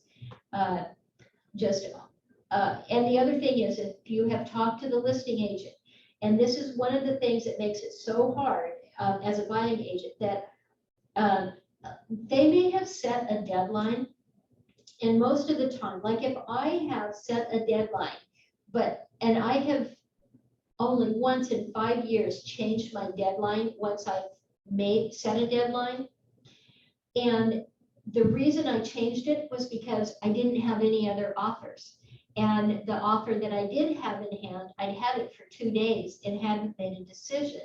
And I was just waiting it out for the weekend to see if I had anything else that would come through. So I pulled it 3 hours early because and took the offer and made the property go pending. But I didn't have any other. I had talked to the previous agents that had come through, but nothing else had happened. Well, there was one person that had not indicated to me that they had a buyer that was thinking it over overnight. As a matter of fact, they told me that they weren't interested in it. But when I went pending, they texted me right away and they're like, oh my gosh, this is awful. My buyers had changed their mind and they wanted to make an offer. And I said, well, your first call should have been to me because I had no other offers, and the offer that I had was expiring. So that timing is just crucial for representing your buyers and getting their offer accepted. And it gets back to communicate with the listing agent on a property if you think that there's a potential that they're going to you have clients that are going to write an offer.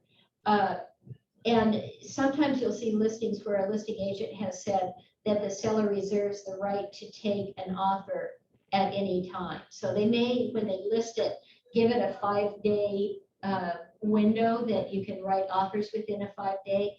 But that was when we actually had the luxury of waiting. But these houses now, there's just so many, there's still such a backlog of buyers that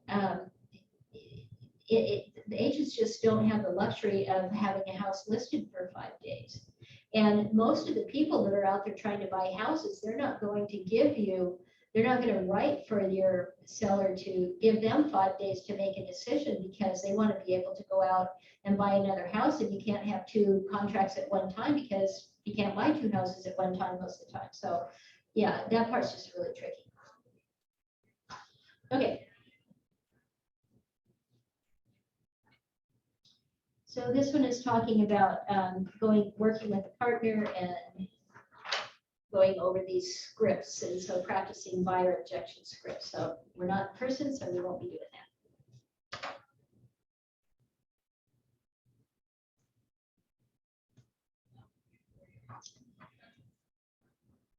Okay, I'm back on page 31. This slide says 32, but says customer experience focus. Keep your buyers focused on their objective, finding the homes that most closely matches their needs and wants, and then making an offer on it quickly so it can become theirs. Be proactive when it comes to communicating as you both try to find the home on the internet. Establish how they would like to keep in touch. Talk to them about how often they would like to be in touch. And I think that that's a really important key. And again, I talked about it earlier, but setting up these time frames that your client is available and that you're available. But when you're trying to sell something to represent somebody, it's really about when is your client available and when do they want their communication. Also, you'll be spending a lot of time with your buyers, so bring plenty of resources to cover any eventuality and make the experience as comfortable as possible.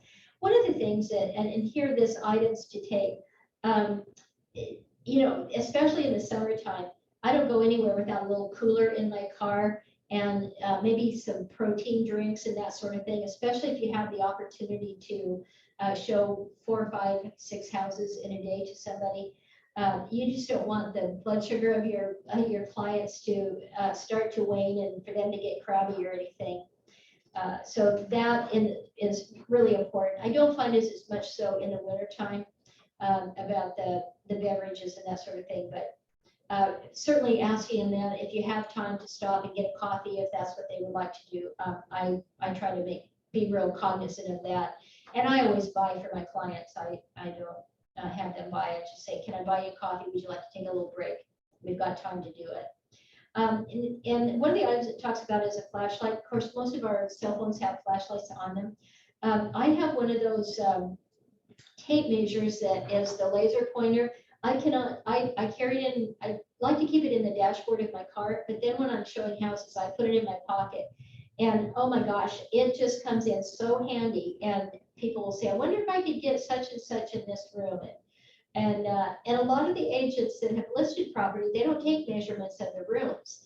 And so I like to take that little tape or take that laser pointer and measure out the rooms and have that available for people. So it's really a great tool, not only if you're listing homes, but even when you're showing homes. And let's see, entertainment for kids. I discourage buyers to bring their kids on showing appointments, and so far I have not had that happen. But some people they do bring their kids. I mean, other agents have had that. I just discourage them, and I just ask them if they would just get a babysitter for that time frame, because you have to be responsible for the kids not touching things, and the parents can't be really focused on looking at the home and everything. So I like to discourage that. Practice touring a home while pointing out the benefits and handling objections. I really let my buyers kind of do their own looking. And I tell you what I do that I find that really helps me in trying to weed out a bad home for somebody. But there was this one property that comes to my mind here in Eugene that we went and looked at. And it had what looked like a brand new kitchen and some new quartz countertops. And so as the two people were looking at the kitchen, I'm standing back and I'm looking, and the island was actually not square. And it not only wasn't didn't have 4 square corners, but it was lined up at a slight angle, so it wasn't pointing right at the sink. And if I had bought that home, I would have been so irritated, because that's one of those things that would have really driven me crazy. But the buyers didn't notice that above the refrigerator, these were brand new cabinets, but they clearly bought them. I don't know if they bought them from off Craigslist or what, but they looked nice, but they didn't fit. So there was like about a 10-inch gap between where the cabinet ended above the refrigerator and the wall. I mean, this big gap, it wasn't hard to see it, but they were so busy looking at the pretty granite countertops that were on it and the view out the kitchen window. And they're like, wow, I really like this kitchen. And so it was my job then to point out some of these defects in the kitchen. And I would just point out the defects and let it land where it would land with them without making judgment for them. But it was a terrible house.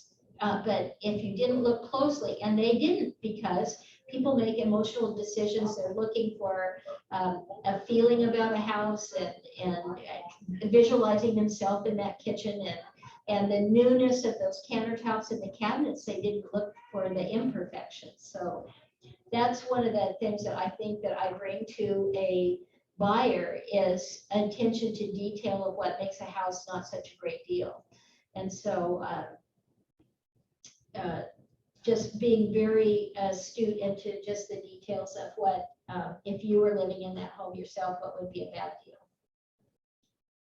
But you also have to be kind of careful too. So if they really like the house, then you have to be really careful that you have that kind of stuff in it either. It's kind of a fine line.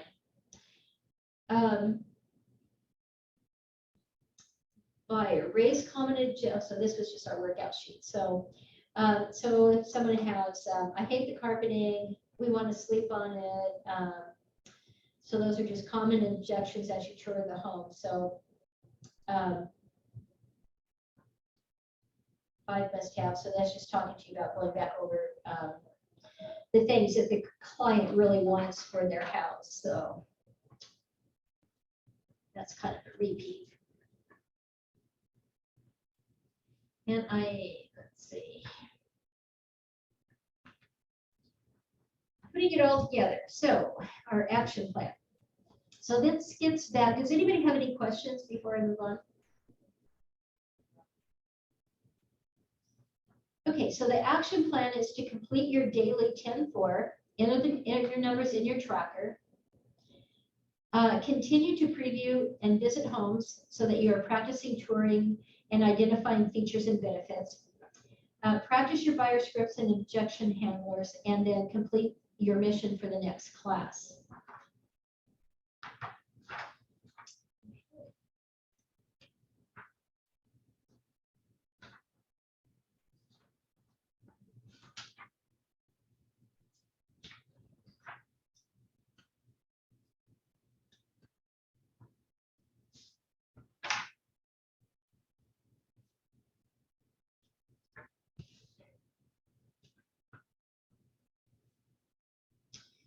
Okay, so this is on page 35, your turn to be prepared. So this is about having your call list for the next class. And because we don't do these call lists, so what they would do, in case you guys don't really know what that means, that was having, when they would devote 20 minutes of the class for you to be making these outbound calls to your prospects or just to your database of people that you know. You have to show up to the class with some phone numbers and everything, so you are able to make those calls.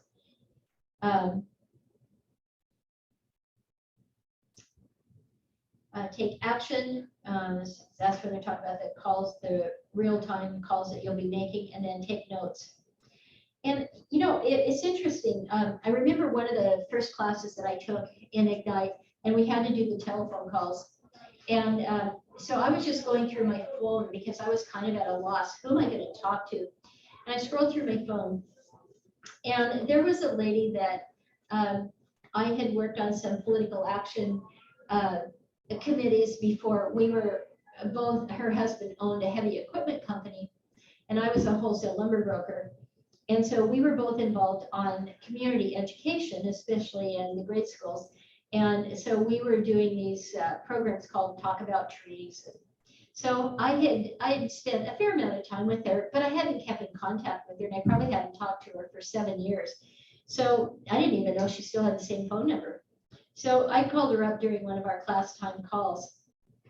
And the funny thing was, I just explained to her, she was like, oh, I'm so happy to meet or to hear from you. And so I said, well, I am on kind of a short time frame because I said, I'm actually in a class. And then I told her about having switched careers. And she says, oh yeah, I remember getting your postcard in the mail. So I said, well, really what the class objective is about is we're trying to get referrals, or I'm trying to get referrals so that I can set up some either buyer consultations or talk to some people who want to list their houses. So she said, well, I've got my hairdresser was saying to me that she wanted to buy a house. Let me call her real quick. So we hung up, and so she calls me back, and we're still in our 20-minute session of when we have to make these calls. And before that 20-minute session was over, she had called me back and given me 3 different contacts of people that I could call. The funny part about that was that because, if people get nervous when you're in a group session of having to make these call lists about making these outbound calls and what you'll sound like to the other people.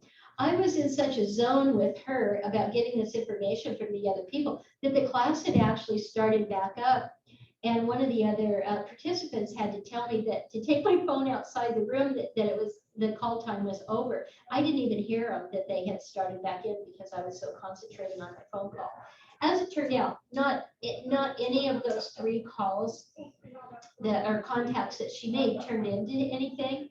But I have to tell you that it really boosted my confidence for the next class that we had, and I had to make the calls because she was so receptive and really wanted to help me succeed. And if I could say anything to you about doing the work and doing this grunt work in the beginning to get yourself started, it's so important to do it and just make yourself do it. And there's not a right time of day to do it or not do it.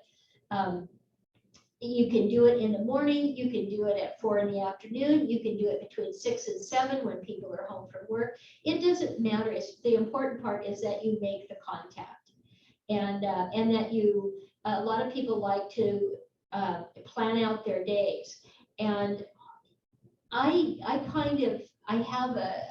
don't write a lot of those things down. So when I do come up for air, then I make my calls. And is that the right way to do it? I don't know. I think that you just have to figure out what works best for you. And I'm more responsive to if somebody wants to look at houses or if somebody wants a listing. I know that I'm available, wants to list their house, then I'm available to go and do it. And so I have a pretty flexible schedule, but if I'm tied up with clients, then you just have to stick to that schedule and you can't do it. But you'll figure it out. And people that work on teams, they have, you have more accountability than you have as a solo agent. But because I was a wholesale lumber broker before, I have always had a career where I didn't really have a boss. So I like to say that I was unemployable, that because I didn't have to be at work at 8. If the market was really busy, I was there at 6:30 in the morning. But if it was a slow market, I didn't get there till 9 in the morning. So I've always had a very flexible schedule. So I find it a little bit harder to stick to these timelines that a lot of people and rigid schedules. So that you just have to figure out what works best for you and how you can be the most productive. Recall and remember, how should you qualify homes found online? And so this is just a recap. Check the MLS, check with the listing agent, make sure that they have that they're on your buyers list, and look for comp properties close so that you have more efficient showings.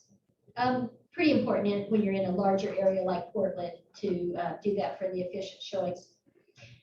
Why is it important not to make comments when touring the home? Let your buyers come to their own conclusions, and this will help determine if the home is a match for them. And you have to be really careful that you don't try to convince somebody that a home is for them. And so that I try to limit what I say. I'm not afraid to say to them, I really like this house. but I try to reserve that because it's not about me and I shouldn't really influence their decision. But I like to get excited with them too when it's a really nice house. So that's part of the fun part for me. What is the difference between benefits and features? Features are attached to the property, benefits are attached to the buyers. And why is raising objections considered a buying signal? When buyers raise objections, it means that the buyers are beginning to imagine themselves in the house. And so I think that that is a really important key that you have to recognize that sometimes those are communication signals that you think that they don't like the place, but they actually do. So the ahas, so from ahas to achievements, it says have participants fill in their ahas individually and brainstorm as a group, so won't do that. Although you're perfectly welcome to chime in if you have any ahas about the session. Go ahead and speak up.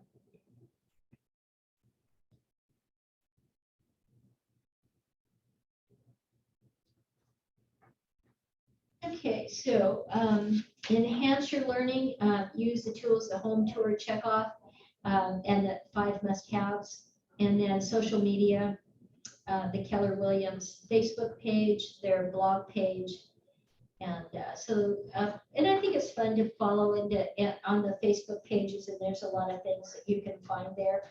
I don't know if some of you had listened to that State of the Industry call this morning. But Bruce Hardy is just a great speaker. If you haven't heard him before, he's really fun. But they were also talking about Family Reunion. And Family Reunion hasn't been held for a couple of years, and it's going to be in Orlando, Florida. But I think, and I don't know what the current price is if you want to do a digital version of Family Reunion. But the one thing that I can say is that when I first started, I made it my objective. And I learned this really from other agents that had taught in Ignite. And they talked about investing in yourself. Now, I haven't gone to Family Reunion, and I haven't gone to the other big event that they have in Dallas, Texas. I forget what they call that. But in the first couple of years, every time that they brought in a special speaker and they would fly him in from Florida, they flew him in from Texas, they flew him in from all over. I would drive to Portland and pay to go to those classes. And if I only learned one thing that I didn't have in my arsenal of tools, that was okay, because it was never money that was not spent well. And I just think that investing in yourself is really important. The Family Reunion that's coming up, I think it's the 19th through the 22nd. I'm not a big Zoom person and learning online. I prefer to learn in person. I'm just much better that way. But in today's environment, I mean, I don't have the time to fly to Orlando right now, or let's just say I could make the time, I don't want to. But I can say from personal experience that investing in like the $129 to get that digital version of Family Reunion, you will find nuggets from there that will really help you in your business.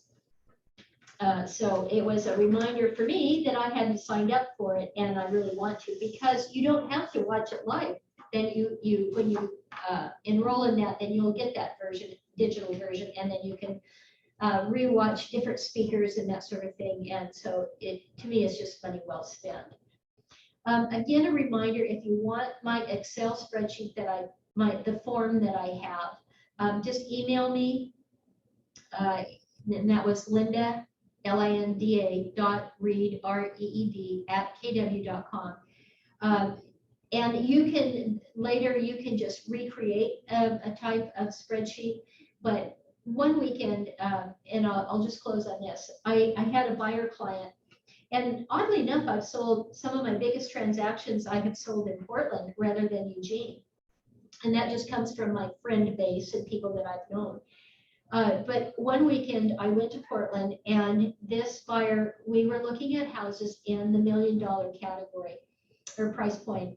So I had picked out 15 houses, and I had sent, and then there were more that I had sent, but she had selected 15 of the ones that I had chosen for her. So we spent 2 days looking at houses, and so I had the spreadsheets, and they turned out to be so valuable. And that was in like my second year of real estate, and but my mind works in more logic for when it comes to keeping all of the information available to my buyers and to myself, because I can't remember all these properties. When I have 15 to show, I can't remember them unless I have actually written on that, on my spreadsheet, and made notes on those agent full reports. I just can't keep it all together because the houses begin to run together. And we were able, we actually did find a house that we really liked. We looked at it a couple of times during that weekend, and it just turned out to be a great experience and everything. But the one thing that I did learn, one of my big ahas from that, was to make sure that I wore comfortable shoes, because those houses, we looked at them that were anywhere from 3,500 square feet to 7,000 square feet, and they had stairs everywhere. There wasn't a single one of them that was on one level. And some of them were, and the house that we purchased was a 1925, and she was specific to the North Hollywood area. So those were all older houses with lots of steep stairs, and you'd have 15 to 20 steps to go up. And oh my gosh, I did not pack the right kind of shoes, so that was a killer. So anyway, it's been my pleasure to spend time with you. I hope that you gained a nugget or two out of the class today. And shoot me an email if you have any questions, or text me, call me. I'm here to help you if you need my help.